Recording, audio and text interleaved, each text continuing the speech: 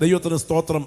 ധന്യനായ പൗലോസ്ലീഹ വളരെ ഗൗരവത്തോടെ ഓർപ്പിക്കുന്ന ഒരു കനത്ത വിപിൽ പ്രബോധനമാണ് നമുക്കിവിടെ വായിക്കുവാൻ കഴിയുന്നത്.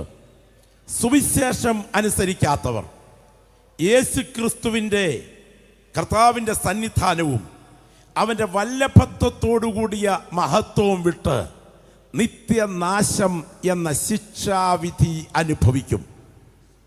സുവിശേഷം എന്താണ്? സുവിശേഷം,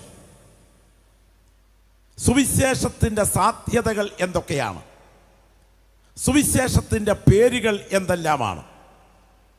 സുവിശേഷത്തിൻ്റെ സവിശേഷത എന്താണ്? സുവിശേഷം ഉൾക്കൊണ്ടാൽ ഉള്ള പരിണിത ഫലം എന്താണ്?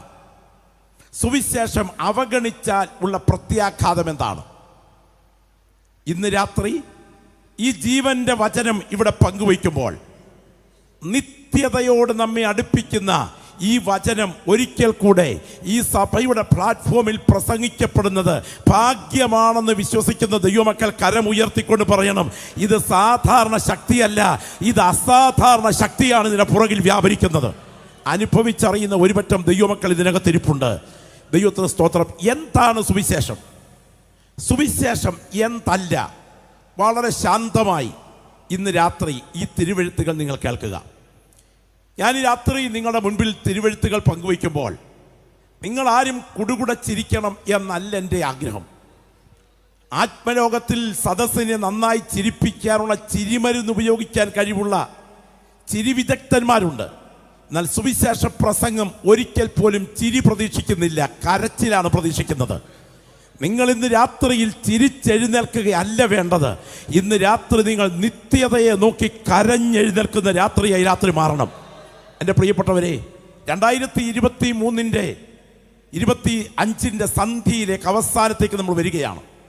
എത്രയോ പേർ ഈ മണ്ണ് വിട്ട് കടന്നുപോയി. ഇടത്തും വലത്തുമുള്ള ആളുകൾ മരിച്ചു മാറുമ്പോഴും ഞാൻ മാത്രം ചിരഞ്ജീവിയായി ഇവിടെ കാണും എന്ന ഒരു മിഥ്യാബോധം മനുഷ്യരെ ഭരിക്കുന്നത് കൊണ്ട് സുവിശേഷത്തിൻ്റെ സാധ്യതയെ ഗൗരവത്തോടെ ചിന്തിക്കുന്നില്ല. എന്നാൽ ഓർക്കുക, ഏത് സമയത്തും ക്ഷണിക്കാത്ത അതിഥിയെപ്പോലെ മരണം നമ്മുടെ കൺമുൻപിലുണ്ട്. ക്ഷണം ചിത്തം ക്ഷണം വിത്തം ക്ഷണം ജീവനുമാനിയ യമസ്യ കരുണാ നാസ്തി ധർമ്മസ്യ ത്വരിതാഗതി എന്ന് ശ്രദ്ധേയമായ സംസ്കൃത ശ്ലോകം പറയുന്നത് പോലെ മനസ്സ് ചാഞ്ചല്യം നിറഞ്ഞതാണ്, പണം പറന്നു പോകുന്നതാണ്. യമൻ കാലൻ, അവന് കരുണയെന്നൊന്നില്ല. ഏത് സമയത്തും മരണം അടുത്തു വരും. അതുകൊണ്ട് 1 മണിക്കൂർ നേരത്തെ ധർമ്മം ചെയ്ത് മോക്ഷം പ്രാപിക്കാൻ ഒരുങ്ങിക്കൊള്ളുക. ഇന്ന് രാത്രി അത് തന്നെയാണ് നമ്മുടെ ഈ സന്ദേശം. എത്രയും വേഗം നിത്യതയ്ക്കായി ഒരുങ്ങിക്കൊള്ളുക. അതാണ് ജീവിതത്തിൽ ദൈവം നമ്മെക്കുറിച്ച് ആഗ്രഹിക്കുന്നത്. ഇന്നേക്ക് ചില നാളുകൾക്ക് പുറകിൽ ഞാൻ റാന്നിക്കടുത്ത് അത്തിക്കയം എന്ന് പറഞ്ഞ സ്ഥലത്ത് ഒരു ശവസംസ്കാരത്തിൽ അല്പ മിനിറ്റുകൾ വചനം പ്രസംഗിച്ചു. പെന്തക്കോസ്തേതരായ ആളുകളാണ്. പക്ഷേ സംസാരം കഴിഞ്ഞ് പുറത്തേക്ക് ഇറങ്ങിയപ്പോൾ എൻ്റെ മൊബൈലിൽ ഒരു മെസ്സേജ് വന്നു. എനിക്ക് ഏറ്റവും അടുത്ത ഒരു കുടുംബാംഗമാണ് മെസ്സേജ് അയച്ചത്. അദ്ദേഹം ഒരു കോളേജ് പ്രൊഫസറാണ്. അദ്ദേഹത്തിൻ്റെ മെസ്സേജിൽ ഇങ്ങനെയാണ് സൂചിപ്പിച്ചിരിക്കുന്നത്. ഞാൻ ലൈവിലൂടെ ഇത് കേട്ടുകൊണ്ടിരിക്കുകയായിരുന്നു. ശരിക്കും ഇരുന്ന് ചിന്തിക്കേണ്ട കാര്യങ്ങളാണ്. മരണം കൊണ്ട് മനുഷ്യജീവിതം അവസാനിക്കുന്നില്ല. എന്നാൽ നമുക്കത് ചിന്തിക്കാൻ മനസ്സ് നമ്മളെ അനുവദിക്കുന്നുമില്ല. മരണാനന്തര ജീവിതം യാഥാർത്ഥ്യമാണെങ്കിൽ ഇത് ഞാൻ ചിന്തിക്കാൻ തീരുമാനിച്ചിരിക്കുകയാണ്. പക്ഷെ പിറ്റേ ദിവസം രാവിലെ ഉണർന്ന് എഴുന്നേറ്റ് വരുമ്പോൾ എന്നെ മറ്റൊരാൾ വിളിച്ചു പറഞ്ഞു, ആ ബ്രദർ ലോകത്തോട് യാത്ര പറഞ്ഞു. രാവിലെ സമയം ഭാര്യയുമായി ഒരുമിച്ച് ഭക്ഷണം പാചകം ചെയ്യുന്നതിൽ ഏർപ്പെട്ടുകൊണ്ടിരിക്കുമ്പോൾ ഈ പൂരി എനിക്ക് വേണം എന്ന് പറഞ്ഞുകൊണ്ട് വളരെ ചിരിയോടുകൂടെ പൂരി വറുത്ത് അത് പാത്രത്തിലേക്ക് ഇട്ടുകൊണ്ടിരിക്കുമ്പോൾ പെട്ടെന്നൊരു നെഞ്ചിനകത്ത് അസ്വസ്ഥത. അവിടുത്തെ സീറ്റിലേക്ക് ഇരുന്നു, മോഹാത്സ്യപ്പെട്ട് നിലത്തേക്ക് വീണു. വേഗം ഒരു വലിയ പറ്റം കാർഡിയാക് ഡോക്ടേഴ്സിന് നടുവിലെത്തിച്ചു. വിശദമായി താൻ തന്നെ കാര്യങ്ങൾ ഡോക്ടേഴ്സിനോട് പറഞ്ഞുകൊണ്ടിരിക്കുമ്പോൾ തന്നെ രണ്ടാമത്തെ അറ്റാക്ക്. പെട്ടെന്ന് മോർച്ചറിയിലേക്ക്, തുടർന്ന് സെമിറ്ററിയിലേക്ക്. ആരുടെ കേൾവിയാണ് ഇതിനകത്തൊടുവിലത്തെ കേൾവി? നമുക്കാർക്കും അറിയില്ല. എന്നാൽ ഇന്ന് രാത്രി ഈ ഗ്രൗണ്ട് വിടുന്നതിന് മുൻപ് നിത്യ നരകത്തിൽ നിന്ന് വിടുതൽ പ്രാപിക്കാൻ നിങ്ങളുടെ കണ്ണ് സ്വർഗം തുറക്കുന്നെങ്കിൽ ഞങ്ങൾ ധന്യരായി സ്വർഗം സന്തോഷിക്കുന്ന രാത്രിയാണ്. ദൈവത്തിന് സ്തോത്രം. റാന്നിയിൽ വളരെ പ്രശസ്തമായ നിലയിൽ ആത്മീയ നിലവാരമുള്ള ഒരു കുടുംബം. ആ കുടുംബത്തിലൊരു പിതാവ്, അനുഗ്രഹിക്കപ്പെട്ടൊരു പിതാവ് പ്രോസ്റ്റേറ്റ് ക്യാൻസറിനാൽ ഭാരപ്പെട്ടു. അദ്ദേഹം ശരീരത്തിൽ ബലഹീനനായിരുന്നപ്പോൾ അദ്ദേഹത്തിൻ്റെ വിദേശത്തുള്ളൊരു മകൻ പിതാവിനെ കാണുവാൻ വേണ്ടി എത്തിയതാണ്. പിതാവിൻ്റെ ബ്ലഡ് പരിശോധിക്കുവാൻ പോയ സമയത്ത് സഹോദരങ്ങൾ പറഞ്ഞു, എടാ നിൻ്റെ കൂടെ ബ്ലഡ് ഒന്ന് പരിശോധിക്കാം. ആ അപ്പൻ പറഞ്ഞു, നിനക്ക് കൊളസ്ട്രോൾ വല്ലതും ഉണ്ടോ എന്ന് നോക്കടാ. വെറുതെ മകനെ കൂടെ കൊണ്ടുപോയി ഈ വിഷയത്തിനിടയിൽ വെറുതെ ഒന്ന് പരിശോധിക്കാമെന്ന് കരുതിയതാണ്. ഓർക്കുക, മകൻ എന്തിനാണ് വന്നതെന്നറിയാമോ? അതുവരെ ഹോസ്പിറ്റൽ കണ്ടിട്ടില്ലാത്ത, ഒരു പ്രധാന ട്രീറ്റ്മെൻറ്റിനും പോയിട്ടില്ലാത്ത ആ പ്രിയപ്പെട്ടവൻ വന്നത് മരിക്കുന്നതിന് മുൻപ് അപ്പനെ ഒന്ന് കണ്ട് അടുത്തിരുന്ന് സ്നേഹപൂർവ്വം കുറച്ച് മണിക്കൂറുകൾ പിന്നെ സംസാരിച്ച് പിന്നെ ശവസംസ്കാരത്തിന് വരത്തക്ക വിധത്തിൽ ഒരു ഇടവേളയ്ക്ക് വേണ്ടി അപ്പനുമായി അടുത്തൊന്ന് പെരുമാറാൻ വന്നതാ, സംസാരിക്കാൻ വന്നതാ. എന്തായാലും ആ ബ്ലഡ് ടെസ്റ്റിൽ ഒരു റിസൾട്ട് വന്നു. Hbയുടെ അളവ് കുത്തനെ താണു നിൽക്കുന്നു. എന്തിന്? അടുത്തത് എത്രയും വേഗം എതുവഴിയാണ് ബ്ലഡ് നഷ്ടപ്പെടുന്നത് എന്നറിയത്തക്ക വിധം വയറിൻ്റെ ഒരു സ്കാനിങ് എടുക്കണം എന്ന് ഡോക്ടേഴ്സ് നിർദ്ദേശിച്ചതനുസരിച്ച് ഉദരത്തിൻ്റെ സ്കാനിങ് എടുത്തപ്പോൾ ക്യാൻസർ അത് 4-ാം തരം കഴിഞ്ഞ് ആ ഭീകരമായ ക്യാൻസർ ശരീരത്തെ മുഴുവൻ തകർത്ത് വയറിൻ്റെ ഭാഗത്ത് മുഴകൾ നിറഞ്ഞു നിൽക്കുകയാണ്. അടുത്ത ചില ദിവസങ്ങൾക്കുള്ളിൽ ആ ചെറുപ്പക്കാരൻ അപ്പൻ മരിക്കുന്നതിന് മുൻപ് ലോകത്തോട് യാത്ര പറഞ്ഞു. അപ്പനെ കണ്ട് അല്പസമയം ഒരുമിച്ചിരുന്നൊന്ന് ചിലവഴിച്ചതിന് ശേഷം ഇനിയും ശവസംസ്കാരത്തിന് വരാൻ പറ്റുമല്ലോ എന്ന് പറഞ്ഞു വന്ന മകനാണ്. പക്ഷേ ഒരു കാര്യം ഓർക്കുക, അവൻ്റെ ദേഹത്ത്, ആ പ്രിയ പൈതലിൻ്റെ ദേഹത്ത് അപ്പൻ്റെ മരണത്തിന് മുൻപ് പോകത്തക്ക വിധത്തുള്ള ബലഹീനത ഒളിഞ്ഞു കിടന്നു. ഈ ദൂത് ഇന്ന് രാത്രിയിൽ കേട്ടുകൊണ്ടിരിക്കുമ്പോൾ ആരാണ് അടുത്തത് ആർക്കും അറിയില്ല. എന്നാൽ ഈ രാത്രിയിലെ വ്യക്തികളോട് ദൈവാത്മാവ് ഇടപെടുന്നു. അർഹിക്കുന്ന ഗൗരവത്തോടെ സുവിശേഷം കേൾക്കാൻ നമ്മുടെ കണ്ണ് തുറക്കുന്ന രാത്രിയായി ഇന്ന് രാത്രി തീരട്ടെ എന്ന് ഞാൻ ആത്മാവിൽ പ്രാർത്ഥിക്കുകയാണ്. നമുക്കുള്ളൊരു പ്രധാനപ്പെട്ട പ്രശ്നം, നമുക്ക് നെഗറ്റീവായ കാര്യങ്ങൾ ചിന്തിക്കാൻ നമ്മുടെ മനസ്സ് നമ്മളെ അനുവദിക്കുന്നില്ല എന്നതാണ്. അത് തലച്ചോറിൻ്റെ ഒരു കെമിസ്ട്രിയാണ്. നമുക്കറിയാം, നെഗറ്റീവായ കാര്യങ്ങൾ തലച്ചോർ ബോധപൂർവം ഒഴിവാക്കും. അതുകൊണ്ട് തന്നെ മരണാനന്തര ജീവിതം, നിത്യത ഇവയെക്കുറിച്ച് ചിന്തിക്കാൻ ബോധപൂർവം ആഗ്രഹിക്കാറില്ല. ഭാരത മതചിന്തകളിൽ ഒരു പ്രധാനപ്പെട്ട ചിന്തയാണ്, ദൈവത്തിന് സ്തോത്രം, ഒരു വനവാസ രംഗത്ത് സഹോദരങ്ങളെ മറ്റൊരാൾ വെള്ളത്തിന് പറഞ്ഞു വിട്ട രംഗം. വെള്ളത്തിന് വേണ്ടി ആ കൊടിയ വരൾച്ചയുടെ സമയത്ത് സ്തോത്രം പറഞ്ഞു വിടുകയാണ് യുധിഷ്ഠിരൻ. പറഞ്ഞുവിട്ട് വെള്ളം കണ്ടെത്തി കഴിഞ്ഞപ്പോൾ അദ്ദേഹം വെള്ളം കണ്ടെത്തിയ ഉടനെ ദാഹം കൊണ്ട് ഈ ചെന്ന് നിന്ന സഹോദരൻ കയ്യിൽ വെള്ളമെടുത്ത് വായോടങ്ങ് അടുപ്പിച്ച് കുടിക്കാൻ തുടങ്ങുമ്പോൾ ഒരു അശരീരി ശബ്ദം മുഴങ്ങി അശരീരി ശബ്ദം ഇതാണ്: ചോദിക്കുന്ന ചോദ്യത്തിന് ഉത്തരം തരാതെ വെള്ളം കുടിക്കരുത്, മരണം ഉറപ്പാകും. വളരെ ഗൗരവമേറിയ ചിന്ത നിറഞ്ഞ ഒരു സംഭവമാണത്. ഉടനെ തന്നെ അദ്ദേഹം ചോദ്യത്തിന് ഉത്തരം കൊടുക്കാൻ കഴിയാതെ വെള്ളം കുടിച്ചുപോയി മരിച്ചു വീണു. 1, 2, 3, 4 മരണം തുടരുകയാണ്. ഇങ്ങനെ ഇരിക്കുന്ന സമയം പറഞ്ഞുവിട്ട സഹോദരൻ യുധിഷ്ഠിരൻ അവിടെ എത്തി.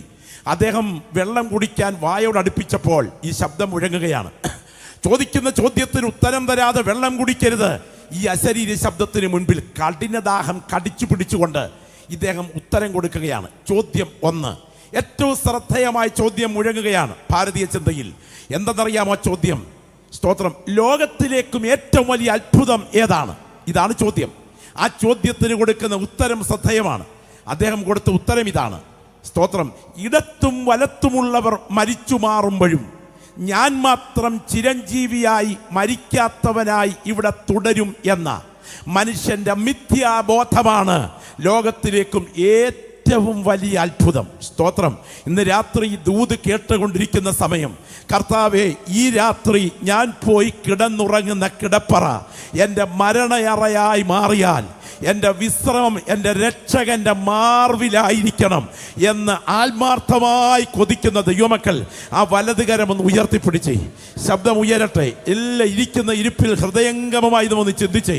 കർത്താവേ, ഇന്ന് രാത്രി ഒരു തുള്ളി വെള്ളത്തിനായി പിടയുന്ന നരകം പട്ടും ധൂമ്രവർണ്ണവും ധരിച്ചു സുഖിച്ചു മതിച്ചു പുളച്ച് രസിച്ച് ഈ മണ്ണിൽ കഴിഞ്ഞതിന് ശേഷം എന്നെ കാത്തിരിക്കുന്നതിനേക്കാൾ നിത്യതയിൽ എൻ്റെ നാഥൻ്റെ മാർവിലെ ആശ്രയം എന്നെ കാത്തിരിക്കുന്നെങ്കിൽ എന്നെ പോലെ ധന്യൻ മറ്റാരുമില്ല എന്ന് തിരിച്ചറിയുന്ന ദൈവമക്കൾ ഈ രാത്രി ഇവിടെ ഇരുന്ന് വിളിച്ചു പറയണം.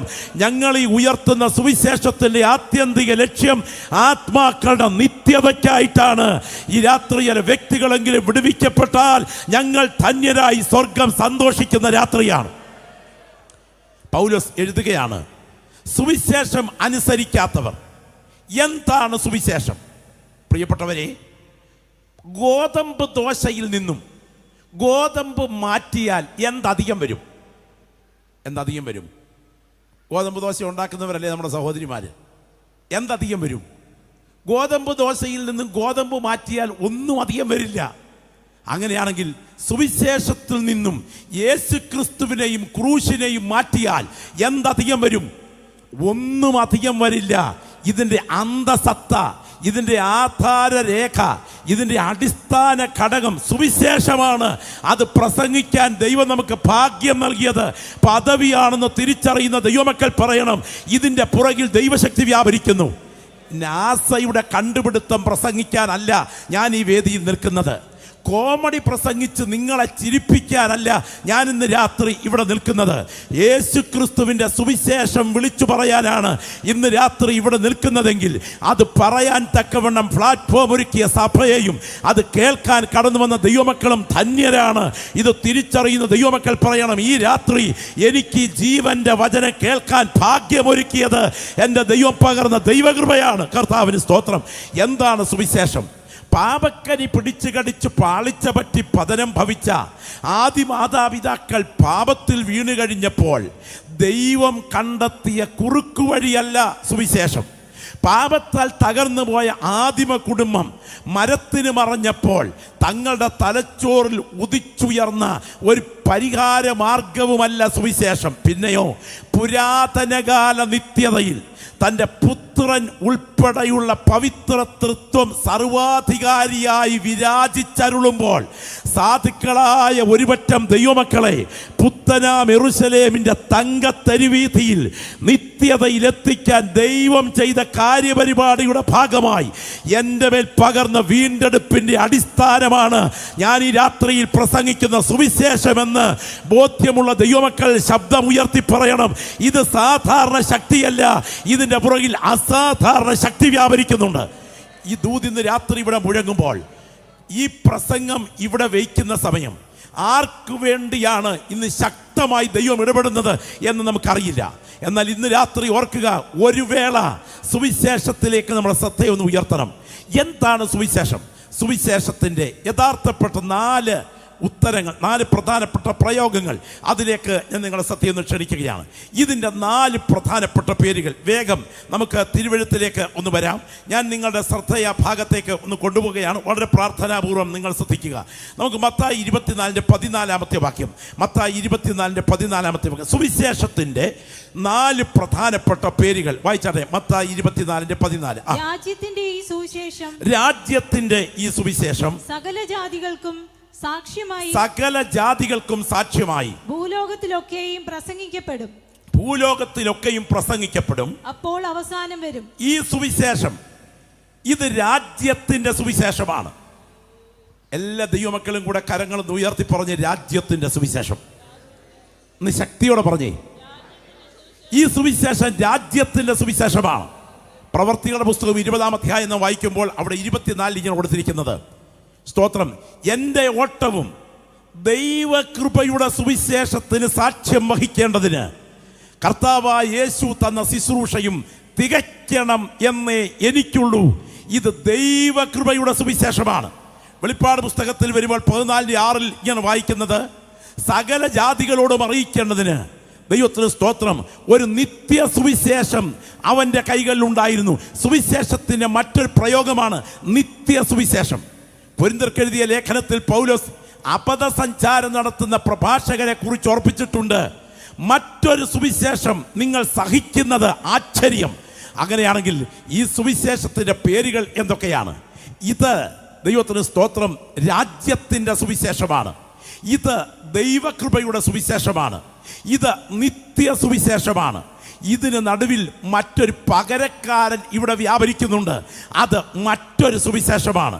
കൃപയാൽ കറതീർന്ന സുവിശേഷം കേൾക്കാൻ ദൈവം എനിക്ക് ഭാഗ്യം നൽകി തന്നത് എൻ്റെ പദവിയാണെന്ന് വിശ്വസിക്കുന്ന ദൈവമക്കൾ കരമുയർത്തി പറയണം, ഈ സുവിശേഷത്തിൻ്റെ യഥാർത്ഥ അന്തസത്ത ഗ്രഹിക്കാൻ എൻ്റെ ദൈവം എൻ്റെ കണ്ണ് തുറന്നത് ഭാഗ്യമാണ്. ഗോസ്പൽ, ഗോസ്പെൽ, പോകുക, പറയുക എന്ന അർത്ഥം അതിനകത്തുണ്ട്.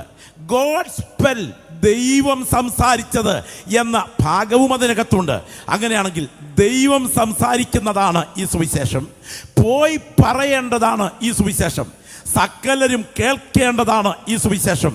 ഈ സുവിശേഷത്തിൻ്റെ ഏറ്റവും ശക്തമായ ഒരു പ്രയോഗമാണ് ഇത് രാജ്യത്തിൻ്റെ സുവിശേഷമാണ്. പ്രിയപ്പെട്ടവരെ, നമ്മുടെ കണ്ണുകൾക്ക് കാണാൻ കഴിയാത്ത, നമ്മുടെ നഗ്ന നേത്രങ്ങൾക്ക് എത്തിപ്പിടിക്കാൻ കഴിയാത്ത, നമ്മുടെ മാംസ കണ്ണുകൾക്ക് അളന്ന് കുറിക്കാൻ കഴിയാത്ത മറ്റൊരു ലോകം ഇതിൻ്റെ പുറകിലുണ്ട് എന്ന് ജീവൻ പ്രാപിച്ച ദൈവമക്കൾ വിശ്വസിക്കണം. ഞങ്ങൾ കാണുന്നതിനെ അല്ല, കാണാത്തതിനെ അത്രയെ നോക്കിക്കൊണ്ടിരിക്കുന്നത്. കാണുന്നത് താൽക്കാലികം, കാണാത്തതോ നിത്യം. അങ്ങനെയാണെങ്കിൽ കാണാത്ത ഒരു ലോകം ഇതിൻ്റെ പുറകിൽ നിൽക്കുന്നുണ്ട്. അതിൽ നാം അംഗമായിരിക്കുന്ന രാജ്യമുണ്ട്. ആ രാജ്യം ദൈവരാജ്യമാണ്. നമ്മൾ വിശ്വസിക്കുന്ന ദൈവമക്കൾ കരമൊന്ന് ഉയർത്തി, ശബ്ദമുയർത്തി സ്തോത്രം ചെയ്തേ. ആ രാജ്യം ദൈവരാജ്യമാണ്. ദൈവരാജ്യം ഭക്ഷണവും പാനീയവുമല്ല, നീതിയും സമാധാനവും പരിശുദ്ധാത്മാവിൽ സന്തോഷവുമാണ്. നമുക്ക് കാണാൻ കഴിയാത്തൊരു ദൈവരാജ്യം ഇവിടെ വ്യാപരിക്കുന്നുണ്ട്. നാം ഇന്ന് രാത്രി എന്തുകൊണ്ടാണ് ഈ ശബ്ദം ഉയർത്തി സ്തോത്രം പറയുന്നറിയാമോ? അത് വീണ്ടും ജനിച്ച ദൈവമക്കളുടെ പദവിയാണ് ശബ്ദം ഉയർത്തി ദൈവത്തെ ആരാധിക്കുക എന്നുള്ളത്. ദൈവത്തിന് സ്തോത്രം. 5 കോഴിക്കുഞ്ഞുങ്ങളെയും 5 താറാവും കുഞ്ഞുങ്ങളെയും കൂടെ വിരിച്ചെടുത്ത് ഒരു ആറ്റുമട്ടയ്ക്കോട്ട് കൊണ്ടുവിട്ടാൽ കോഴിക്കുഞ്ഞുങ്ങൾ കരയിലോട്ട് ഓടിക്കയറും, താറാവും കുഞ്ഞുങ്ങൾ ആറ്റിലേക്ക് നീന്താനിറങ്ങും. ഇത് ജന്മഗുണമാണ്, ജന്മഗുണം. അങ്ങനെയാണെങ്കിൽ വീണ്ടും ജനിച്ച് സുവിശേഷത്തിൻ്റെ ശക്തി ആസ്വദിച്ച ദൈവപൈതലിൻ്റെ ജന്മഗുണമാണ് ദൈവത്തെ ആത്മാവിൽ ആരാധിക്കുക എന്നുള്ളത്. നമ്മൾ ഇന്ന് രാത്രി എന്തുകൊണ്ടാണ് സ്തോത്രം പറയുന്നത്? നമ്മെ ഇരുട്ടിൻ്റെ അധികാരത്തിൽ നിന്ന് വിടുവിച്ച് സ്നേഹസ്വരൂപനായ തൻ്റെ പുത്രൻ്റെ രാജ്യത്തിലാക്കി വെച്ച ദൈവത്തിന് വാപൂട്ടി ഹിമാലയ പർവ്വതത്തിൽ മുനി ഇരിക്കുന്നത് പോലെ ഇരിക്കണമെന്നല്ല, സന്തോഷത്തോടെ നമ്മൾ സ്തോത്രം പറയുന്നവരാകണം. അങ്ങനെയാണെങ്കിൽ നമ്മൾ ഇന്ന് രാത്രി ഇവിടെ നിന്ന് ആത്മാവിൽ കാണണം. എൻ്റെ കണ്ണുകൾക്ക് കാണാൻ കഴിയാത്ത ഒരു ലോകം ഇവിടെ വ്യാപരിച്ചു കൊണ്ടിരിക്കുകയാണ്. തിരിച്ചറിയുന്ന എത്ര ദൈവമക്കൾ ഇവിടെയുണ്ട്? എൻ്റെ കണ്ണുകൾക്ക് കാണാൻ കഴിയാത്ത ഒരു ലോകം ഇവിടെ വ്യാപരിച്ചു കൊണ്ടിരിക്കുകയാണ്. അതിൻ്റെ അദൃശ്യ പോരാട്ടങ്ങൾ ഇവിടെ നടന്നുകൊണ്ടിരിക്കുകയാണ്. നിന്റെ വാഗ്ദത്തത്തിനെതിരെ, നിന്റെ ശുശ്രൂഷയ്ക്കെതിരെ ആരാധിക്കുന്ന ദൈവമക്കൾ ഇന്ന് രാത്രി വിശ്വാസ കണ്ണുകളാൽ ഇന്ന് കണ്ടാട്ടെ. അവൻ അലറുന്ന സിംഹം എന്നതുപോലെ ആരെ വിഴുങ്ങേണ്ടു എന്ന് കണ്ട് ചുറ്റി തിരിഞ്ഞ് നടക്കുകയാണ്. അങ്ങനെയാണെങ്കിൽ അവൻ അലറുകയാണ്, അവൻ നടക്കുകയാണ്. വെളിപ്പാട് പുസ്തകം 20-ാം അധ്യായം വായിക്കുമ്പോൾ അഗാധത്തിൻ്റെ താക്കോലും വലിയ ചങ്ങലയും കയ്യിൽ പിടിച്ചുകൊണ്ട് ഒരു ദൂതൻ സ്വർഗത്തിൽ നിറങ്ങുന്നത് ഞാൻ കണ്ടു. അവൻ സാത്താനും മഹാസർപ്പവുമായ പഴയ പാമ്പിനെ ജാതികളെ വഞ്ചിക്കാതിരിപ്പാൻ 1000 ആണ്ടേക്ക് ചങ്ങലയിട്ട് ബന്ധിച്ചു. അങ്ങനെയാണെങ്കിൽ ഈ പ്രതിയോഗി സാധാരണക്കാരനല്ല, അവൻ അലറുന്നവനാണ്, അവൻ വിഴുങ്ങുന്നവനാണ്, അവൻ ചങ്ങലകളാൽ ബന്ധിക്കപ്പെടേണ്ടവനാണ്. ഒരിക്കൽ കൂടെ ഞാൻ ദൈവജനത്തിന് നടുവിൽ വിളിച്ചു പറയട്ടെ, അവൻ അലറുന്നവനാണ്, അവൻ വിഴുങ്ങുന്നവനാണ്, അവൻ ചങ്ങലകളാൽ ബന്ധിക്കപ്പെടേണ്ടവനാണ്. ആത്മാവിൽ സ്തോത്രം ചെയ്യുന്ന ദൈവപൈതലേ, നിന്റെ കയ്യിൽ റിമോട്ട് കൺട്രോൾ ഉണ്ടെങ്കിൽ അത് വെച്ചമർത്തുമ്പോൾ മുൻപിലിരിക്കുന്ന TV-യിൽ ചാനൽ മാറുന്നത് യാഥാർത്ഥ്യമാണെങ്കിൽ നിന്റെ കണ്ണുകൾക്ക് റിമോട്ട് കൺട്രോളിൽ നിന്ന് പുറപ്പെടുന്ന ഇൻഫ്രാറെഡ് റേസുകൾ കാണാൻ നിന്റെ കണ്ണിന് ശക്തിയില്ലാത്തതുപോലെ ഇവിടെ വ്യാപരിക്കുന്ന പാതാള ശക്തികളുടെ ഇരുട്ടിൻ്റെ ലോകത്തിൻ്റെ ശക്തി ഗ്രഹിക്കാൻ എൻ്റെ കണ്ണുകൾക്ക് ശക്തിയില്ല. എന്നാൽ ഒരു കാര്യം എനിക്കറിയാം, പൈശാചിക ശക്തികൾ ബന്ധിച്ച് നിത്യ നരകത്തിലേക്ക് ആത്മാക്കളെ വലിച്ചിഴയ്ക്കുമ്പോൾ അവറ്റകളുടെ തടവ് വെട്ടി അവിടെ നിന്ന് ഒരുപറ്റം ആളുകളെ പറുദീസയിലേക്ക് വലിച്ചെടുക്കാൻ ഇവിടെ പോരാടുന്ന ഒരു ശക്തിയുണ്ട്. ആ ശക്തിയുടെ രക്ത രക്തത്താൽ ജയം. ആ ശക്തിയുടെ പ്രൊക്ലെയിം ചെയ്യപ്പെടുന്ന മാഗ്ന കാർട്ടയാണ് ഞങ്ങൾ വിളിച്ചു പറയുന്ന സുവിശേഷം. Glory glory glory. ആത്മാവിൽ ആരാധിക്കുന്ന ദൈവമക്കൾ മനസ്സിലാക്കണം, ഇലക്ട്രിക് ഷോക്ക് വ്യാപരിക്കുന്നത് പോലെ ഇന്ന് രാത്രി സുവിശേഷത്തിന് പുറകിൽ ദൈവശക്തി വ്യാപരിക്കുന്നുണ്ട്. ചില വ്യക്തികളുടെ മേൽ പിശാചി വെച്ചിരിക്കുന്ന അടിമനുഖത്തിന്റെ ചങ്ങലയെ ഇന്ന് രാത്രി സുവിശേഷത്തിന്റെ ശക്തി തകർക്കും. അതിന് കാരണം അത്രമാത്രം ശക്തി ഈ സുവിശേഷത്തിൽ ഉള്ളടക്കം ചെയ്യപ്പെട്ടിട്ടുണ്ട്. ജീവൻ പ്രാപിച്ച ദൈവമക്കൾ ആത്മാവിൽ അത് അനുഭവിക്കുന്നെങ്കിൽ എന്നോടൊപ്പം വിളിച്ചു പറ, ഇതൊരു സാധാരണ ശക്തിയല്ല, ഇതൊരു അസാധാരണ ദൈവശക്തിയാണ്. ഗ്ലോറി, ഹല്ലേലൂയ, ദൈവത്തിന് മഹത്വം. കാണുന്ന ലോകമാണോ വലുത്, കാണാത്ത ലോകമാണോ വലുത്? നമ്മൾ കാണുന്ന ലോകം ചെറുതാണ്, നമ്മൾ കാണാത്ത ലോകം അതിഭയങ്കരമാണ്. ഇന്ന് കരമുയർത്തി കർത്താവിന് സ്തോത്രം ചെയ്തേ. നമ്മൾ ഈ രണ്ട് കാലിൽ എഴുന്നേറ്റ് നിൽക്കുകയും രണ്ട് കൈകൾ സർവതന്ത്ര സ്വതന്ത്രമായി ഉപയോഗിക്കുകയും ചെയ്യുന്ന പ്രകൃതിയിലെ ചിന്തിക്കുന്ന ജന്തുക്കളായ നമ്മൾ, സ്തോത്രം, ഈ കെട്ടിടത്തിൻ്റെ ഈ ചർച്ച് ബിൽഡിങ്ങിൻ്റെ കോമ്പൗണ്ടിൽ ഇരിക്കുമ്പോൾ ഇത് ഒരു ജില്ലയുടെ ഭാഗമാണ്. ഒരു ജില്ലയുടെ ഭാഗമായ ഒരു ചെറിയ സ്ഥലത്ത് ഒരു പഞ്ചായത്തിൻ്റെ കോർണറിൽ നാം ഇരിക്കുന്നു. ഒരു നിമിഷം വിഴുന്നോട് ചിന്തിച്ചേ, ഇതുപോലെ എത്ര ജില്ലകൾ ചേർന്നതാണ് കാച്ചിക്ക പോലെ കിടക്കുന്ന കേരളം? 14ഓളം ജില്ലകളുള്ള കേരളം. ഈ കേരളം പോലെ എത്ര സ്റ്റേറ്റുകൾ ചേർന്നതാണ് ഏതാണ്ട് കോടിക്കണക്കിന് മനുഷ്യർ വസിക്കുന്ന ഇന്ത്യ മഹാരാജ്യം? എത്രയോ സ്റ്റേറ്റുകൾ ഉള്ളതാണ് ഇന്ത്യ മഹാരാജ്യം. ഈ ഇന്ത്യ പോലെ എത്ര രാജ്യങ്ങൾ ചേർന്നതാണ് പച്ചപ്പട്ട് വിരിച്ച ഈ ഭൂമി? 39,000 മൈൽ ചുറ്റളവും 40,000 മൈൽ ക്രോസളവുമുള്ള ചുക്കിച്ചുളിഞ്ഞ നാരിങ്ങത്തോട് പോലെയുള്ള ഈ പച്ചപ്പട്ട് വിരിച്ച ഈ ഭൂമിയിലെ 200ഓളം രാജ്യങ്ങൾ UN അംഗീകരിച്ചതുണ്ടല്ലോ. ഈ രാജ്യങ്ങളിൽ ഒരു കൊച്ചു രാജ്യമാണ്, ഒരു രാജ്യമാണ് ഇന്ത്യ. ആ ഇന്ത്യയിൽ ഒരു കൊച്ചു സംസ്ഥാനമാണ് കേരളം. ആ കേരളത്തിൽ നമ്മുടെ ജില്ല ഒരു ചെറിയ ജില്ലയാണ്. അതിൽ ഇവിടുത്തെ ഭൂവിഭാഗം ചെറിയൊരു ഭൂവിഭാഗമാണ്.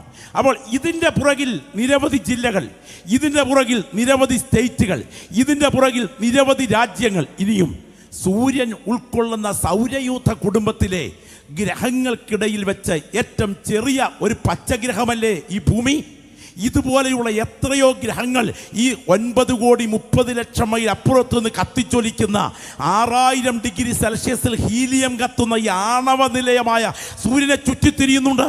അങ്ങനെയാണെങ്കിൽ അതിന് എത്രയോ ഉപഗ്രഹങ്ങളും ഗ്രഹങ്ങളുമുണ്ട്. അതിൽ ഒരു ഗ്രഹമല്ലേ ഈ ഭൂമി? അതിന് ഈ ഭൂമി ഉൾക്കൊള്ളുന്ന സൗരയൂഥ കുടുംബം, ഈ കുടുംബം എന്ന് പറഞ്ഞത് 40,000 കോടി നക്ഷത്രങ്ങൾ ഈ ഗാലക്സിയിലെ 40,000 നക്ഷത്രമല്ല, 40,000 കോടി നക്ഷത്രങ്ങൾ. ദൈവത്തിന് സ്തോത്രം. ഇവിടെ അടുത്തൊരു നക്ഷത്രം നിൽപ്പുണ്ട്. അതിനെക്കുറിച്ച് ശാസ്ത്രം പറയുന്നത് സൂര്യൻ മുതൽ നെപ്റ്റ്യൂൺ വരെയുള്ള സകല ഗ്രഹങ്ങളെയും താരാപഥങ്ങളോടെ എടുത്ത് വയറ്റിലോട്ട് വെച്ച് കൊടുത്താൽ ഉദരത്തിലൂടെ ഭ്രമണപഥം തീർക്കത്തക്ക ബാഹ്യ വലിപ്പമുള്ള ഒരു നക്ഷത്രമാണ് ഇവിടെ അടുത്തു നിൽക്കുന്ന ഒരു നക്ഷത്രം. അനന്തം അജ്ഞാതം അവർണ്ണനീയം ഈ ലോഹഗോളം തിരിയുന്ന മാർഗം ഇതിങ്കലെങ്ങാണ്ട് ഒരിടത്തിരുന്ന് നോക്കുന്ന മർത്യ, നീ കഥയെന്തറിഞ്ഞു? നിന്റെ കടഞ്ഞാങ്കുടുക്ക പോലുള്ള തല കൊണ്ട് ഈ അദൃശ്യ ലോകത്തെ കാണാൻ ഈ തലയ്ക്ക് കഴിയില്ല. ദൃശ്യ ലോകം ചെറുതാണ്, ഇതിനേക്കാൾ വലുതാണ് അദൃശ്യ ലോകം. ഇതിനെ മുഴുവൻ പാളിച്ച പറ്റി പതനം ഭവിച്ച മനുഷ്യകുലത്തിന് മഹാദൈവത്തിൻ്റെ അടുക്കലേക്ക് കവാടമടഞ്ഞപ്പോൾ തൻ്റെ ഓമന പുത്രനെ എൻ്റെ രക്ഷയ്ക്ക് വേണ്ടി അയച്ചുകൊണ്ട് എന്നോട് കൃപ തോന്നിയ ദൈവത്തിൻ്റെ കൃപയാണ് ഈ സുവിശേഷം എന്നിൽ എത്തിയതെന്ന് ബോധ്യമുള്ള ദൈവമക്കൾ കരങ്ങളൊന്ന് ഉയർത്തി പോരാ ആ കരങ്ങളൊന്ന് ഉയർത്തിപ്പിടിച്ച് ശബ്ദമുയർത്തി പറഞ്ഞ് എൻ്റെ മേൽ വ്യാപരിച്ച ദൈവകൃപയ്ക്കായി നന്ദി. ലജ്ജ വേണ്ട കേട്ടോ. പലരുടെയും മുഖത്ത് നോക്കുമ്പോൾ നിങ്ങൾക്കൊന്ന് കരമുയർത്തി പറയാൻ ലജ്ജിക്കുന്നത് പോലെ എനിക്ക് തോന്നുന്നു. ലജ്ജ വേണ്ട. ഇരിക്കുന്ന ഇരിപ്പിൽ ശബ്ദമുയർത്തി കരമുയർത്തി പറ, ഓ സാധുവായി എൻ്റെ മേൽ പകർന്ന ദൈവകൃപയാണ് ഇന്ന് രാത്രി ഞാനിവിടെ നിന്ന് ആരാധിക്കുന്നത്. ഇസഹാക്കിൻ്റെ അന്ധതയുടെ പുറകിലൊരു കരം ചലിച്ചെങ്കിൽ, എസ്തേറിൻ്റെ അനാഥത്വത്തിൻ്റെ പുറകിലൊരു കരം ചലിച്ചെങ്കിൽ, രൂത്തിൻ്റെ റൂത്തിന്റെ കുടുംബ തകർച്ചയുടെ പുറകിലൊരു കരം ചലിച്ചെങ്കിൽ, നവോമിയുടെ കയ്പിന്റെ പുറകിലൊരു കരം ചലിച്ചെങ്കിൽ, ഈ സാധുവായ എന്നെ പറുദീസയ്ക്ക് അർഹനാക്കി മാറ്റാൻ എൻ്റെ മേൽ പകർന്നത് എൻ്റെ തറവാടിൻ്റെ മഹത്വമല്ല, എൻ്റെ ജീനിൻ്റെ കഴിവല്ല, എന്നോട് പകർന്ന ദൈവകൃപയുടെ ഭാഗമാണ്. ഇവിടെ ഇരുന്നു കൊണ്ട് നിങ്ങൾ നിങ്ങളുടെ മുറിക്കകത്തിരുന്നു കൊണ്ട് ഒരു റെയിൽവേ ടിക്കറ്റ് കൊല്ലത്ത് നിന്നും ഡൽഹിക്ക് ബുക്ക് ചെയ്താൽ അടുത്ത ദിവസം ആ ദിവസം പ്ലാറ്റ്ഫോമിൽ ചെല്ലുമ്പോൾ വന്നു കിടക്കുന്ന ട്രെയിനിൻ്റെ സീറ്റിലോട്ട് കയറിയിരിക്കുമ്പോൾ അത് അവിടെ മുതൽ ഡൽഹി വരെ നിങ്ങൾക്ക് വേണ്ടി മാത്രം മാറ്റിയിട്ടതുപോലെ ഈ ഭൂമിയിൽ നിങ്ങളുടെ ജനനത്തിനും നിത്യതയ്ക്കുമിടയിൽ സാത്താൻ ഒരുക്കിയ സകല തടസ്സവാദങ്ങളെയും തകർത്ത് നിങ്ങളെ പറുദീസയിൽ എത്തിക്കേണ്ടതിന് നിങ്ങളുടെ മേൽ വീണ തെരഞ്ഞെടുപ്പ് ഓർത്താൽ ഇന്ന് രാത്രി ഇരിക്കുന്ന ഇരിപ്പിൽ ശബ്ദമുയർത്തി പറയണം, ഇതെന്റെ കഴിവല്ല, എന്നോടുള്ള ദൈവത്തിന്റെ കൃപയാണ്. അതുകൊണ്ട് ഈ രാത്രി വിളിച്ചു പറ, ഇത് സാധാരണ സുവിശേഷമല്ല, ഇത് ദൈവകൃപയുടെ സുവിശേഷമാണ്. ഗ്ലോറി ഗ്ലോറി ഗ്ലോറി, ദൈവത്തിന് മഹത്വം, ദൈവത്തിന് മഹത്വം. രക്തത്താൽ ജയം. എത്ര പേർക്ക് ഇത് കണ്ടെത്താൻ ഭാഗ്യം കിട്ടാതെ പോയി പ്രിയപ്പെട്ടവരെ. ഒരിക്കൽ ഒരു മോള്, ഒരു ദൈവദാസന്റെ മകൾ വീട്ടിൽ നിന്ന് ഇറങ്ങിയപ്പോൾ പപ്പായോട് പറഞ്ഞു, പപ്പ എനിക്കൊരു ട്രാക്റ്റ് വേണം. എന്തിനാ മോളെ നിനക്ക് ട്രാക്റ്റ്? എനിക്ക് ഒരാൾക്ക് കൊടുക്കാനാ. ഈ കുഞ്ഞ് ട്രാക്റ്റുമായി നേരെ സ്കൂളിൽ പോയി. ആർക്കും കൊടുക്കാൻ പറ്റിയില്ല. വന്ന് ബസ് സ്റ്റോപ്പിൽ തിരിച്ച് വീട്ടിലോട്ട് ഉള്ള വഴിയിൽ നടക്കുമ്പോഴാണ് ഓർത്തേ, ആർക്കും ട്രാക്റ്റ് കൊടുക്കാൻ പറ്റിയില്ലല്ലോ. പെട്ടെന്ന് ബാഗിനകത്തുനിന്ന് ട്രാക്റ്റ് എടുത്തു. നോക്കിയപ്പോൾ തൊട്ട് താഴെ ഒലിപ്പ് തോടിൻ്റെ അവിടെ ഒരു അച്ചായൻ പശുവിനെ കുളിപ്പിച്ചുകൊണ്ട് കയറെ പിടിച്ചുകൊണ്ട് നിൽക്കുന്നു. ഓടിക്കൊണ്ട് അങ്ങോട്ട് കൊടുത്തിട്ട് പറഞ്ഞു, ചേട്ടാ ഇത് വായിക്കണം കേട്ടോ. ഇദ്ദേഹം അങ്ങോട്ട് വാങ്ങിച്ച് തലക്കെട്ടിലൂടെ കണ്ണോടിച്ചപ്പോൾ യേശുവെന്നും നിത്യതയെന്നും സുവിശേഷമെന്നും കണ്ടിട്ട് കലിപൂണ്ട് ചുരുട്ടിക്കൂട്ടി വെള്ളത്തിലോട്ട് എറിഞ്ഞിട്ട് പറഞ്ഞു, നിന്റെ അപ്പനെ പോലെ നീയും മതപരിവർത്തനത്തിന് ഇറങ്ങിയിരിക്കുകയല്ലേ. പരിഹസിച്ചു വിട്ടു. ആ കുഞ്ഞ് ഒരു ചെറിയ ചിരിയോട് ഓടിപ്പോരുകയും ചെയ്തു. പക്ഷേ അന്ന് വൈകിട്ട് ഇദ്ദേഹം തിരിച്ച് വീട്ടിൽ ചെന്നില്ല. സ്തോത്രം. അന്വേഷിച്ചിറങ്ങിയ നാട്ടുകാർ താഴോട്ട് ഒലിപ്പുതോട് ഒഴുകിയിറങ്ങുന്ന ഇടത്തെ ആറ്റുകടവിൽ ഇദ്ദേഹത്തിൻ്റെ ഡെഡ് ബോഡി കണ്ടുപിടിച്ചു. ഇദ്ദേഹത്തിൻ്റെ മരണരംഗം ഒന്നും പറയാൻ ഞാൻ വരികയല്ല. പക്ഷേ മരണകാരണം മറ്റൊന്നുമല്ല. ഫിക്സ് രോഗിയായി ഇദ്ദേഹം അതെ പശുവിനെ കുളിപ്പിച്ചുകൊണ്ടിരിക്കുമ്പോൾ ഫിക്സ് രോഗം വന്ന് വെള്ളത്തിൽ വീണ് മരിച്ചതാണെന്ന് പോസ്റ്റ്മോർട്ടം റിപ്പോർട്ട്. എന്നാൽ ഞാൻ പറയട്ടെ, ആ കുഞ്ഞിനെ ഈ ട്രാക്റ്റ് കൊണ്ട് പോകാൻ പ്രേരിപ്പിച്ച ശക്തി ഏതാ? അതാർക്കും കൊടുക്കാതെ അത് ആ ജംഗ്ഷനിൽ വന്ന് ഇറങ്ങിയപ്പോൾ തോന്നിപ്പിച്ച ശക്തി ഏതാ? അത് കയ്യിലെടുത്തപ്പോൾ ഈ പശുവിനെ കുളിപ്പിച്ചുകൊണ്ടിരിക്കുന്ന അച്ചായൻ്റെ അടുക്കൽ കൊണ്ട് നീട്ടാൻ ആ നിഷ്കളങ്ക കുഞ്ഞിൻ്റെ ഉള്ളിൽ പ്രേരണ കൊടുത്ത ശക്തിയതാ. മരണത്തിൻ്റെ പിടി മുറുകുന്നതിന് മുൻപ് നിത്യതയ്ക്കായി വിടുവിച്ചെടുക്കാൻ അവൻ്റെ പുറകിൽ വ്യാപരിച്ച ദൈവശക്തിയാണ് അതിൻ്റെ പുറകിൽ ചലിച്ചതെങ്കിൽ അതേ ദൈവശക്തിയാണ് ഇന്ന് രാത്രി ഈ ഗ്രൗണ്ടിലും ചലിച്ചുകൊണ്ടിരിക്കുന്നത്. ചില പ്രിയപ്പെട്ടവരുടെ മേൽ മരണദൂതൻ്റെ തണുത്ത കരങ്ങളുടെ പിടി വീഴുന്നതിന് മുൻപ് ആത്മാവിൽ സ്തോത്രം ചെയ്യുന്ന ദൈവമക്കൾ ശക്തമായി ആത്മാവിൽ പ്രാർത്ഥിച്ചു തുടങ്ങട്ടെ. ചില മുഖങ്ങളെ മരണദൂതൻ തലോടുന്നതിന് മുൻപ്, ചില മുഖങ്ങൾ മൂടുന്നതിന് മുൻപ് നിന്റെ കണ്ണുകൾ നിത്യതയ്ക്കായി തുറക്കപ്പെടേണ്ടതിന് നിന്നെ തേടി വന്ന ദൈവകൃപയാണ് ഈ രാത്രി ഇവിടെ മുഴങ്ങുന്നതെങ്കിൽ ഇത് സാധാരണ ശക്തിയല്ല, ഇത് ദൈവകൃപയുടെ സുവിശേഷമാണ്. വിടുതൽ പ്രാപിച്ച ദൈവമക്കൾ സ്വന്തം അനുഭവം ഓർത്ത് ഇന്ന് രാത്രി ഇരിക്കുന്ന ഇരിപ്പിൽ സ്തോത്രം ചെയ്ത് ആരാധിക്കട്ടെ.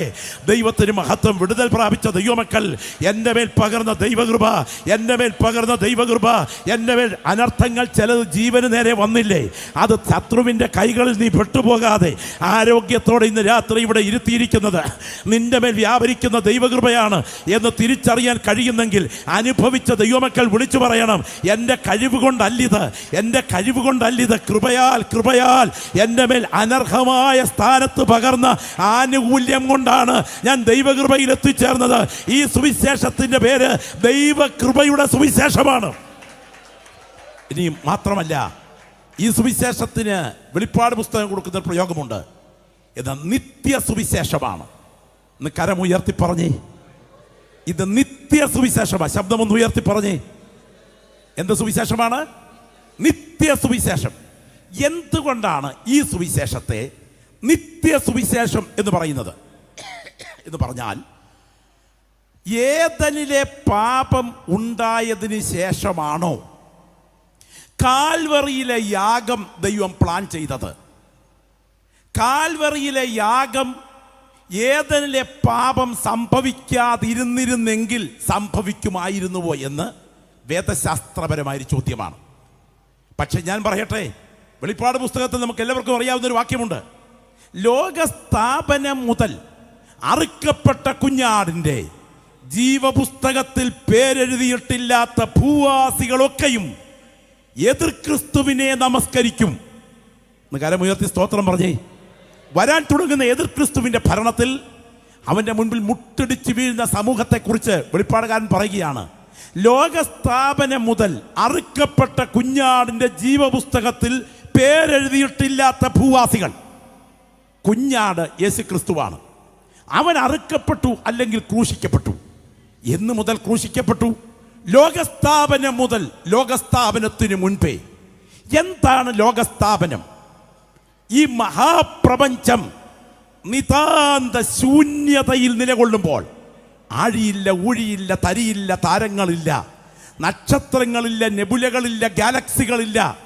പ്രപഞ്ചം നിതാന്ത ശൂന്യതയിൽ നിലകൊള്ളുമ്പോൾ മഹാദൈവം തൻ്റെ പവിത്ര തൃത്വത്തിനകത്ത് ഈ പ്രപഞ്ചത്തെ സൃഷ്ടിക്കണമെന്നും ഇതിനകത്ത് കൊട്ടാരക്കരയ്ക്ക് സമീപം ഒരുപറ്റം ദൈവമക്കളെ പറുദീസയ്ക്കായി ഒരുക്കണമെന്നും അവർ സ്വർഗത്തിൻ്റെ പൊൻതെരിക്കളിൽ ദൈവപുത്രന്റെ തത്തുല്യ പ്രഭയണിഞ്ഞ് യുഗകാലം കഴിയണമെന്നും പ്ലാൻ ചെയ്തതിന് ശേഷമാണ് ഈ ഭൂമിക്ക് എൻ്റെ ദൈവം വൃത്തം വരച്ചതെങ്കിൽ, ഈ പ്രപഞ്ചമുണ്ടാകുന്നതിന് മുൻപ് എൻ്റെ ദൈവത്തിൻ്റെ തിരുഹൃദയത്തിൽ അനാദി നിർണയത്തിൽ പ്ലാൻ ചെയ്തതാണ് ഇന്ന് രാത്രി മുഴങ്ങുന്ന ജീവന്റെ വചനമെങ്കിൽ, അത് അനുഭവിച്ചറിയുന്ന ദൈവമക്കൾ ശബ്ദമുയർത്തി പറയണം, ഇത് സാധാരണ സുവിശേഷമല്ല, ഇത് നിത്യത്വത്തിന്റെ സുവിശേഷമാണ്.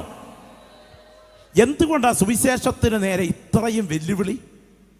കലാപരിപാടികൾ രാത്രി മുഴുവൻ നടത്തിയാൽ ഒരു പ്രശ്നങ്ങളുമില്ല. ഇതര മതസ്ഥർ അവരുടെ കാര്യപരിപാടികൾക്ക് രാത്രി മുഴുവൻ കോളാമ്പി വെച്ച് കെട്ടി നിയമവിരുദ്ധമായി പാടിയാൽ ഒരു പ്രശ്നവുമില്ല. എന്നാൽ ഒരു സുവിശേഷകൻ ഒരു ചെറിയ മൈക്രോഫോണുമായി, കൊച്ചു മൈക്കുമായി ചെന്ന് ഒരു ചന്തക്കവലയിൽ യോഗം നടത്തിയാൽ കയ്യേറ്റം ചെയ്യും. കാരണം എന്തെന്നറിയാമോ? ഇതിൻ്റെ പുറകിൽ വ്യാപരിക്കുന്ന ശക്തിക്ക്, ബന്ധിക്കപ്പെടാൻ കാത്തു നിൽക്കുന്ന പൈശാചിക ശക്തികൾക്ക് ഭയമാണിത്. അനുഭവിച്ചറിയുന്ന ദൈവമക്കൾ വിളിച്ചു പറയണം, ഇതിൻ്റെ ആഴം തിരിച്ചറിയുന്ന ഒരു ദൈവപൈതൽ ഇതിനകത്തുണ്ടെങ്കിൽ ഇന്ന് രാത്രി പൈശാചിക ശക്തികളുടെ മർമ്മത്തേൽക്കുന്ന ഇടിയാണ് സുവിശേഷത്തിന്റെ പ്രസംഗം എന്ന് തിരിച്ചറിയുന്നെങ്കിൽ ശബ്ദമുയർത്തി പറ, ഇത് സാധാരണ ശക്തിയല്ല, ഇത് നിത്യത്വത്തിന്റെ സുവിശേഷമാണ്.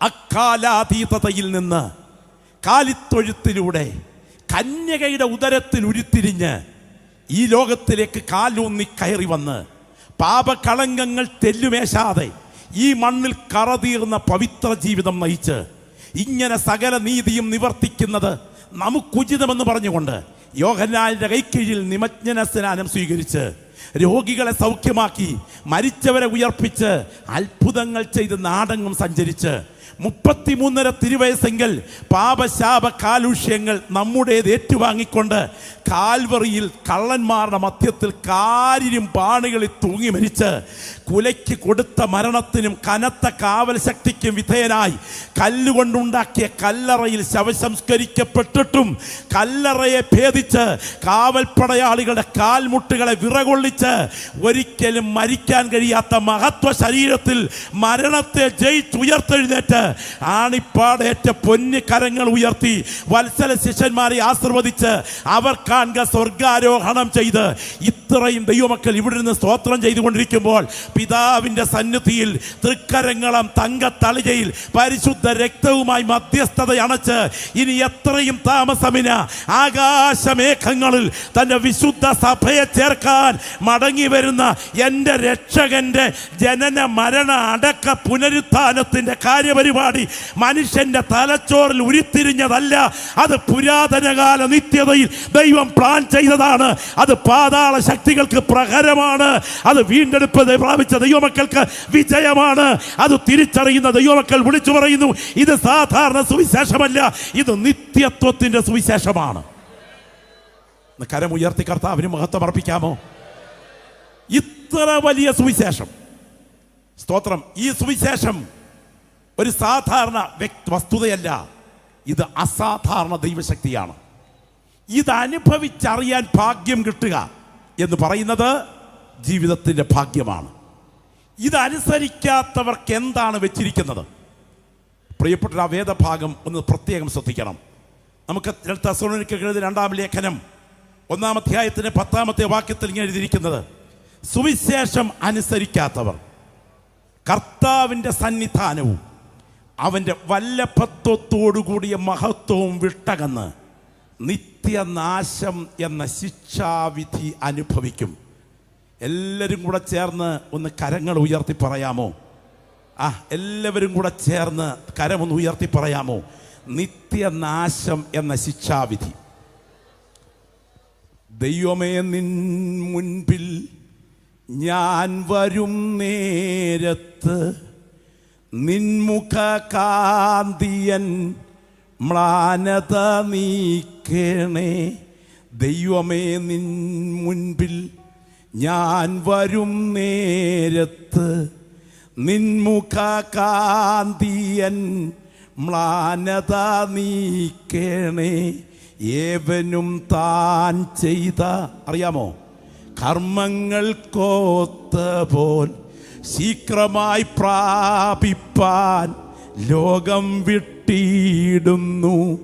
ഏവനും താൻ ചെയ്ത കർമ്മങ്ങൾക്കൊത്ത പോൽ ശീഘ്രമായി പ്രാപിപ്പാൻ ലോകം വിട്ടിടുന്നു.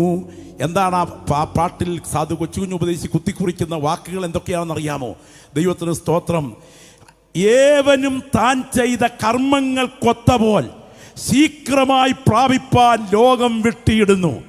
മരണത്തോടുകൂടി മനുഷ്യൻ ചെന്നെത്തുന്ന സ്ഥലം എവിടെയാണ് എന്ന് കൃത്യമായി ദൈവത്തിൻ്റെ വചനം രേഖപ്പെടുത്തിയിരിക്കുന്നു. നിത്യതയുടെ കവാടം തുറക്കപ്പെട്ടാൽ എനിക്ക് എൻ്റെ രക്ഷകൻ്റെ മാർവിലെ വിശ്രമം ഉറപ്പാണ് എന്ന് ബോധ്യമുള്ള ദൈവമക്കൾ ശക്തിയോടെ, സാധാരണ ശബ്ദത്തിലല്ല, ആ ശക്തിയോടെ കരങ്ങളൊന്ന് ഉയർത്തിപ്പിടിച്ച് ഒന്ന് ശബ്ദം ഉയർത്തി സ്തോത്രം ചെയ്തേ. പോരാ, ശബ്ദം ഉയർത്തി സ്തോത്രം ചെയ്തേ. ദൈവത്തിൻ്റെ വചനം പറയുന്ന ഗൗരവമേറിയ വാക്യം ശ്രദ്ധിക്കണം.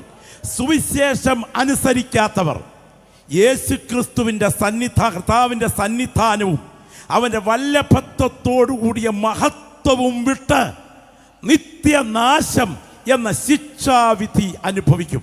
ഞാൻ നിങ്ങളോട് ചോദിക്കുന്നു, നിത്യനാശം എന്ന ശിക്ഷാവിധി സത്യമാണോ? സ്വർഗം സത്യമാണ് എന്ന് വിശ്വസിക്കുന്നവർ കരം ഉയർത്തി സ്തോത്രം പറഞ്ഞേ.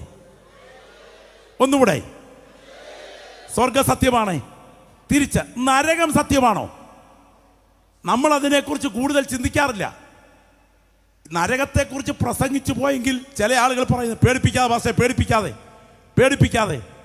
ഒരു സുഹൃത്ത് ഒരിക്കൽ പറഞ്ഞു, ഉപദേശി നരകത്തെക്കുറിച്ച് പ്രസംഗിക്കുക അല്ലേ? ഞാൻ അവിടെ 10 ഏക്കർ വാങ്ങിച്ചിട്ടിട്ടുണ്ട്. വീഗാലാൻഡിൽ പോകുന്നത് പോലെ നരകത്തിൽ പോകുന്നതെന്നാണ് ചിലരുടെ ധാരണ. ഇന്ന് രാത്രി ഇവിടെ ഇരിക്കുന്ന ദൈവമക്കൾ ആഴത്തിലൊന്ന് ചിന്തിക്കണം. വേദപുസ്തക പ്രസംഗം ഭയപ്പെടുത്തുന്നതാണോ? അതെ, വേദപുസ്തക പ്രസംഗം ഭയപ്പെടുത്തുന്നതാണ്. നിങ്ങൾക്കറിയാമോ, D.L. മൂഡിയുടെ ഒരു യോഗം നടക്കുമ്പോൾ അദ്ദേഹം യോഗത്തിലിരിക്കുന്ന ആളുകളോട് ചോദിച്ചു, ദൈവസ്നേഹത്തിൻ്റെ പ്രസംഗം കേട്ട് രക്ഷിക്കപ്പെട്ട എത്ര പേരുണ്ട്? നിങ്ങൾ കരങ്ങൾ ഉയർത്താം. അവിടെ ആരും കരം ഉയർത്താനില്ലായിരുന്നു. അടുത്തത് വീണ്ടും അദ്ദേഹം ഒരു വാക്ക് ചോദിച്ചു, ദൈവകോപത്തെക്കുറിച്ചും ന്യായവിധിയെക്കുറിച്ചും മനസ്സിലാക്കിയതിന് ശേഷം അനുതാപത്തോടെ ക്രൂശിൻ്റെ ചുവട്ടിൽ എത്തിച്ചേർന്നവർ എത്ര പേരുണ്ട്? കരമുയർത്താം. അവിടെ 80% ആളുകളും കരമുയർത്തിയത് ദൈവകോപത്തിൻ്റെ ഭീകരത മനസ്സിലാക്കാൻ അവരുടെ കണ്ണ് തുറന്നത് കൊണ്ടാണ്. ഇന്ന് രാത്രി ഇത് കാണാൻ ദൈവം നമ്മുടെ കണ്ണ് തുറന്നതോർത്ത് ഇവിടെ ഇരിക്കുന്ന ദൈവമക്കൾ ശബ്ദം ഉയർത്തി പറയണം, ഈ സുവിശേഷത്തിൻ്റെ ഏറ്റവും വലിയ ശക്തി ഇത് അസാധാരണ ശക്തിയാണ്. പക്ഷെ നരകം മാറ്റുന്ന സുവിശേഷം സ്വീകരിച്ചില്ലെങ്കിൽ വ്യക്തികളെ കാത്തു നിൽക്കുന്നത് നിത്യനാശമെന്ന ശിക്ഷാവിധിയാണ്.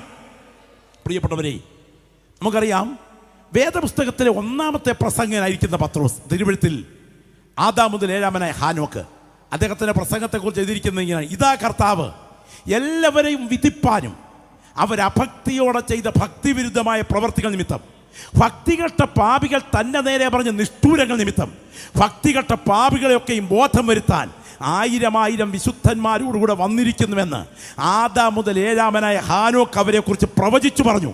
അങ്ങനെയാണെങ്കിൽ കർത്താവ് വരുന്നു, എല്ലാവരെയും കൂടെ തൂത്തുവാരി സ്വർഗത്തിൽ കൊണ്ടുപോയി വലത്തുഭാഗത്തിരുത്തി നിത്യതയിലെ മൂത്ത മക്കളായി കിരീടം തലേ തന്ന് തുള്ളിക്കാനല്ല, കർത്താവ് വരുന്നു കണക്ക് തീർക്കാനാണ് എന്ന് ഈ പുസ്തകം പറയുന്നതെങ്കിൽ, കണക്ക് കൊടുക്കുമ്പോൾ എൻ്റെ കൈകൾ ബലപ്പെട്ടിരിക്കുമെന്ന് പറയാൻ പ്രാഗൽഭ്യമുള്ള ദൈവമക്കൾ ഉണ്ടെങ്കിൽ അവർ ധന്യരാണ്. അതാരെയും കണക്ക് തീർക്കും, എല്ലാവരെയും വിധിക്കും. പാസ്റ്ററായാലും സെൻറ്റർ പാസ്റ്ററായാലും പ്രസ്ബിറ്ററായാലും കൗൺസിൽ മെമ്പറായാലും അച്ഛനായാലും റപ്പാച്ചനായാലും മെത്രാച്ചനായാലും കർദിനാളായാലും പോപ്പായാലും ഇട്ടിരിക്കുന്ന കുപ്പായത്തിൻ്റെ വെളിച്ചത്തിലല്ല, ചെയ്യുന്ന പ്രവൃത്തിയുടെ വെളിച്ചത്തിൽ ന്യായം വിധിക്കുന്ന ഒരു ജഡ്ജി വരുന്നു എന്ന് കേൾക്കുമ്പോൾ സ്തോത്രം പറയാൻ കഴിയണമെങ്കിൽ എൻ്റെ കൈകൾ അവൻ്റെ മുൻപിൽ ബലത്തോടെ നിൽക്കുമെന്ന് ഉറപ്പ് പ്രാപിച്ച ഒരു വ്യക്തിയുണ്ടെങ്കിൽ അവർക്ക് മാത്രമേ സ്തോത്രം പറയാൻ പറ്റുകയുള്ളൂ. ദൈവത്തിന് സ്തോത്രം. നമ്മുടെ വാഴ്ത്തപ്പെട്ട കർത്താവിന് മുന്നോടിയായി വന്ന യോഹന്നാൻ സാധാരണക്കാരനായി വന്നവനല്ല. യേശു ക്രിസ്തുവിന് മുന്നോടിയായി വരേണ്ടതിന് പരിശുദ്ധാത്മാവ് മുൻനിർണയിച്ചിറങ്ങിയതാണ്. അവൻ്റെ ദൗത്യം കഴിഞ്ഞപ്പോൾ അവനെ ഇവിടുന്ന് മാറ്റുകയും ചെയ്തു. ആ യോഹന്നാൻ സ്നാപകൻ പ്രസംഗിച്ചെന്നറിയാമോ? എൻ്റെ പിന്നാലെ ഒരുവൻ വരുന്നു, അവൻ്റെ ചെരുപ്പിൻ്റെ വാറഴിപ്പാൻ ഞാൻ യോഗ്യനല്ല, ഞാൻ നിങ്ങളെ വെള്ളം കൊണ്ട് സ്നാനം കഴിപ്പിക്കുന്നതേ ഉള്ളൂ. എൻ്റെ പിന്നാലെ വരുന്നവൻ എന്നിലും ബലമേറിയവൻ, അവൻ നിങ്ങളെ പരിശുദ്ധാത്മാവ് കൊണ്ടും തീ കൊണ്ട് സ്നാനമേൽപ്പിക്കും. വീശുമുറം അവൻ്റെ കൈകളിലുണ്ട്. അവൻ കളത്തെ മുറ്റും വെടിപ്പാക്കി ഗോതമ്പ് കളപ്പുരയിൽ ചേർത്ത് വയ്ക്കും, പതിർ കെടാത്ത തീയിലിട്ട് ചുട്ടുകളയും. ഈ വരാൻ പോകുന്നവൻ സാധാരണക്കാരനല്ല. ഈ നിൽക്കുന്ന ആളിനെ പോൽ ഒരുവനെ ചരിത്രം കണ്ടിട്ടില്ല.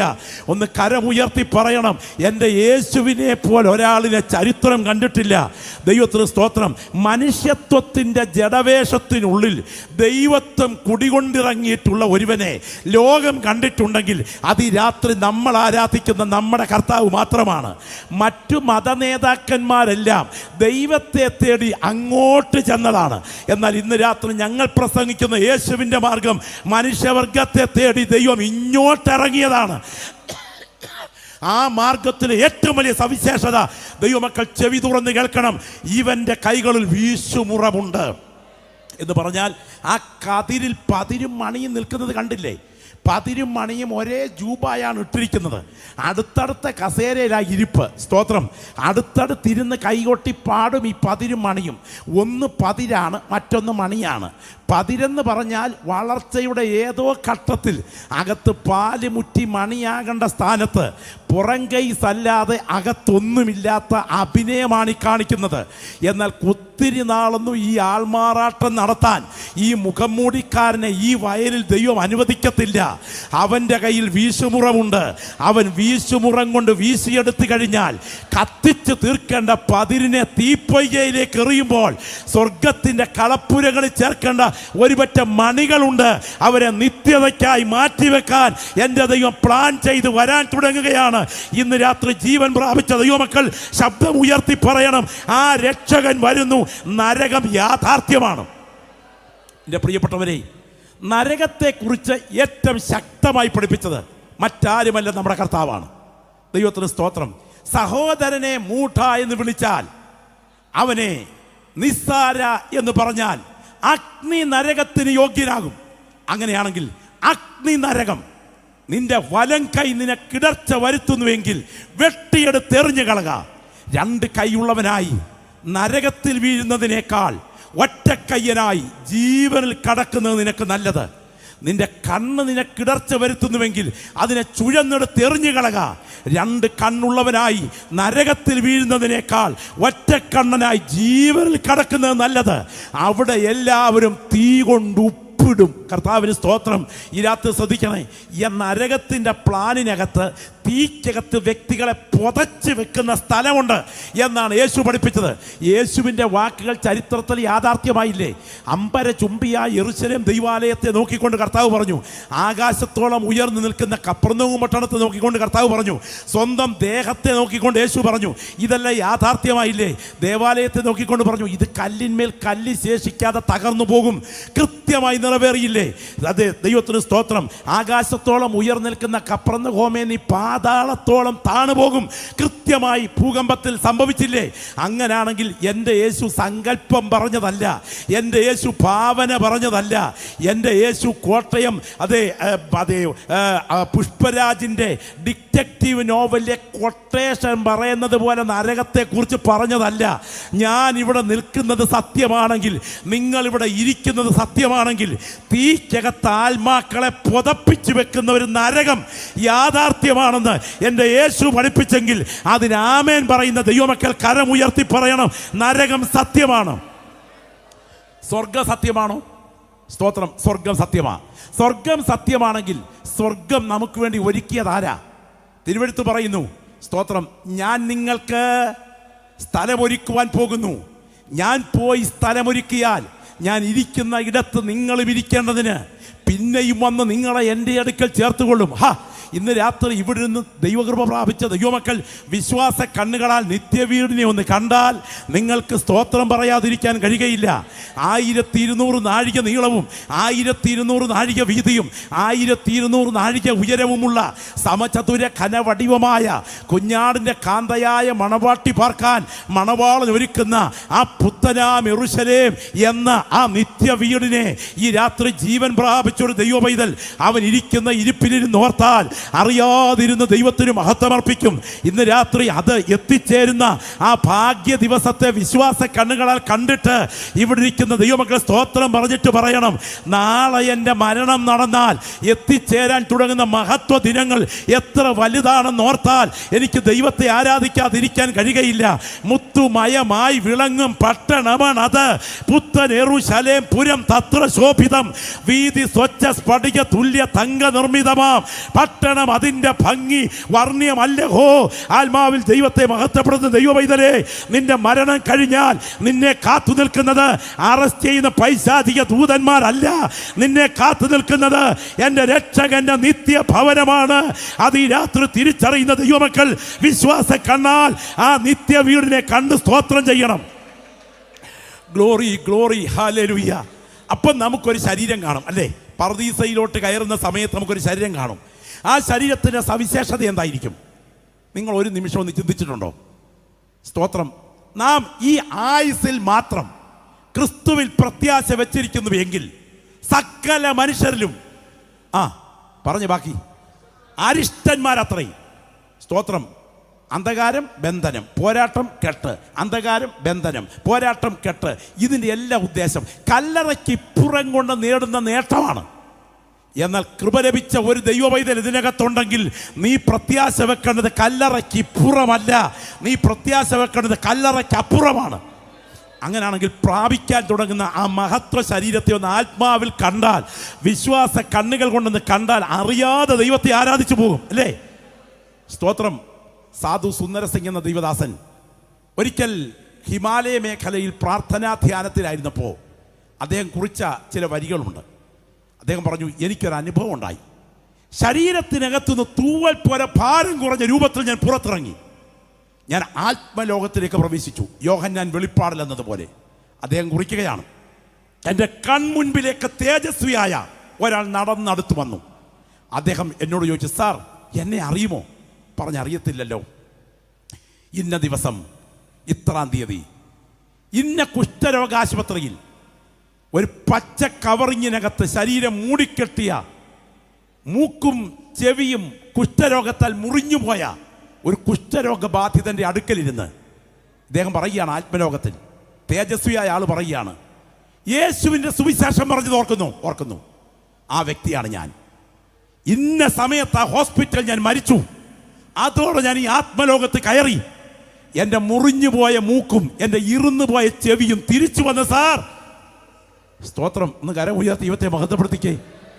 ഇന്ന് രാത്രി ഇവിടെ നിന്ന് ദൈവത്തെ ആരാധിച്ചു കൊണ്ടിരിക്കുമ്പോൾ ജനനമെന്ന 3 അക്ഷരത്തിനും മരണമെന്ന 3 അക്ഷരത്തിനും ഇടയിൽ ജീവിതമെന്ന ഈ 3 അക്ഷരത്തിന് എത്ര നാൾ ദൈർഘ്യമുണ്ടെന്നാ നിങ്ങളുടെ ഇരിപ്പ്? ചിലരുടെയൊക്കെ മുഖത്തോട് നോക്കിയാൽ അടുത്ത കാലത്തെങ്ങും ഇവിടെ നിന്നും പോവുകയാണെന്നുള്ള മട്ടിലായിരിപ്പ്. അല്ലേ? പടുക്കളെന്ന് പേരെടുത്ത പൂർവിക പ്രമാണികൾ കൊടുക്കമെന്ത് സംഭവിച്ചു കേട്ടുകേൾവിയില്ലയോ? പഠിച്ച വിദ്യ ഒന്നുമേ ഫലപ്പെടാതെ ദേഹിയെ പിരിഞ്ഞു പഞ്ചഭൂതമായി അഴുകി മാറി ജഡം ക്രമാൽ എന്ന് മേരി ജോൺ തോട്ടം കുത്തിക്കുറിക്കുമ്പോൾ ഇതിന് തുടക്കം രേഖപ്പെടുത്തുന്ന ഒരു ശാരീരിക അവസ്ഥയെ സംബന്ധിച്ച് സ്തോത്രം സഭാപ്രസംഗങ്ങളുടെ പുസ്തകം 12-ാം അധ്യായത്തിൽ സമത്വമറ്റ സോളമൻ പറയുന്നുണ്ട്. സമത്വമറ്റ സോളമൻ്റെ വിശദീകരണങ്ങൾക്കകത്ത് അദ്ദേഹം വ്യക്തമാക്കുന്ന കുറേ കാര്യങ്ങളുണ്ട്. ശരീരശാസ്ത്രം, അനാട്ടമി കൃത്യമായി പറഞ്ഞിരിക്കുക. അതിലങ്ങോട്ടുള്ള യാത്ര തുടങ്ങുമ്പോൾ ആദ്യം കാണിക്കുന്ന ഒരു സിഗ്നലുണ്ട്. അന്ന് വീട്ടുകാവൽക്കാർ വിറയ്ക്കും, ബലവാന്മാർ കുനിയും, കിളിവാതിലൂടെ നോക്കുന്നവർ അന്ധന്മാരായി മാറും. സ്തോത്രം. പാട്ടുകാരത്തികളൊക്കെയും തളരും. ഇതങ്ങോട്ട് പറയുമ്പോൾ ഒടുവിൽ വെള്ളിച്ചെറ അറ്റുപോകും, സുഷിമ്നാ നാഡിയുടെ പ്രവർത്തനം നിലയ്ക്കും, കിണറ്റിങ്കലെ കുടം ഉടയും. സ്തോത്രം. അങ്ങനാണെങ്കിൽ ഹൃദയം, സുഷിമ്നാ നാഡി, തലച്ചോറിൻ്റെ പ്രവർത്തനം എല്ലാം കൃത്യമായി വിശകലനം ചെയ്തിട്ട് അവസാന ഒരു പ്രയോഗമുണ്ട്. മനുഷ്യൻ തൻ്റെ ശാശ്വത ഭവനത്തിലേക്ക് പോകും എന്ന് കരമുയർത്തി ദൈവത്തെ മഹത്വപ്പെടുത്തിക്കേ. സ്തോത്രം. നമ്മളൊക്കെ എന്തിനാ യോഗത്തിന് വരുന്നറിയാമോ? പലരുടെ യോഗത്തിന് വന്ന് പണ്ട് അത് ഭാരതീയ ചിന്താ കഥകളിൽ, അതേ ഒരു ശ്രദ്ധേയനായ മനുഷ്യൻ പഞ്ചതന്ത്ര കഥകളിൽ അദ്ദേഹം ഒരു ശ്രാദ്ധത്തിന് പോയിട്ട് തിരിച്ചു വരുന്ന സമയം ഒരു കൂടം മലർപ്പൊടി കിട്ടിയിട്ട് അതൊരു പേരാലിൻ്റെ കൊമ്പിൽ കെട്ടിത്തൂക്കിയിട്ടിട്ട് അതിനടിയിൽ കിടന്ന് ഇദ്ദേഹം ഇങ്ങനെ ധ്യാനിക്കുക.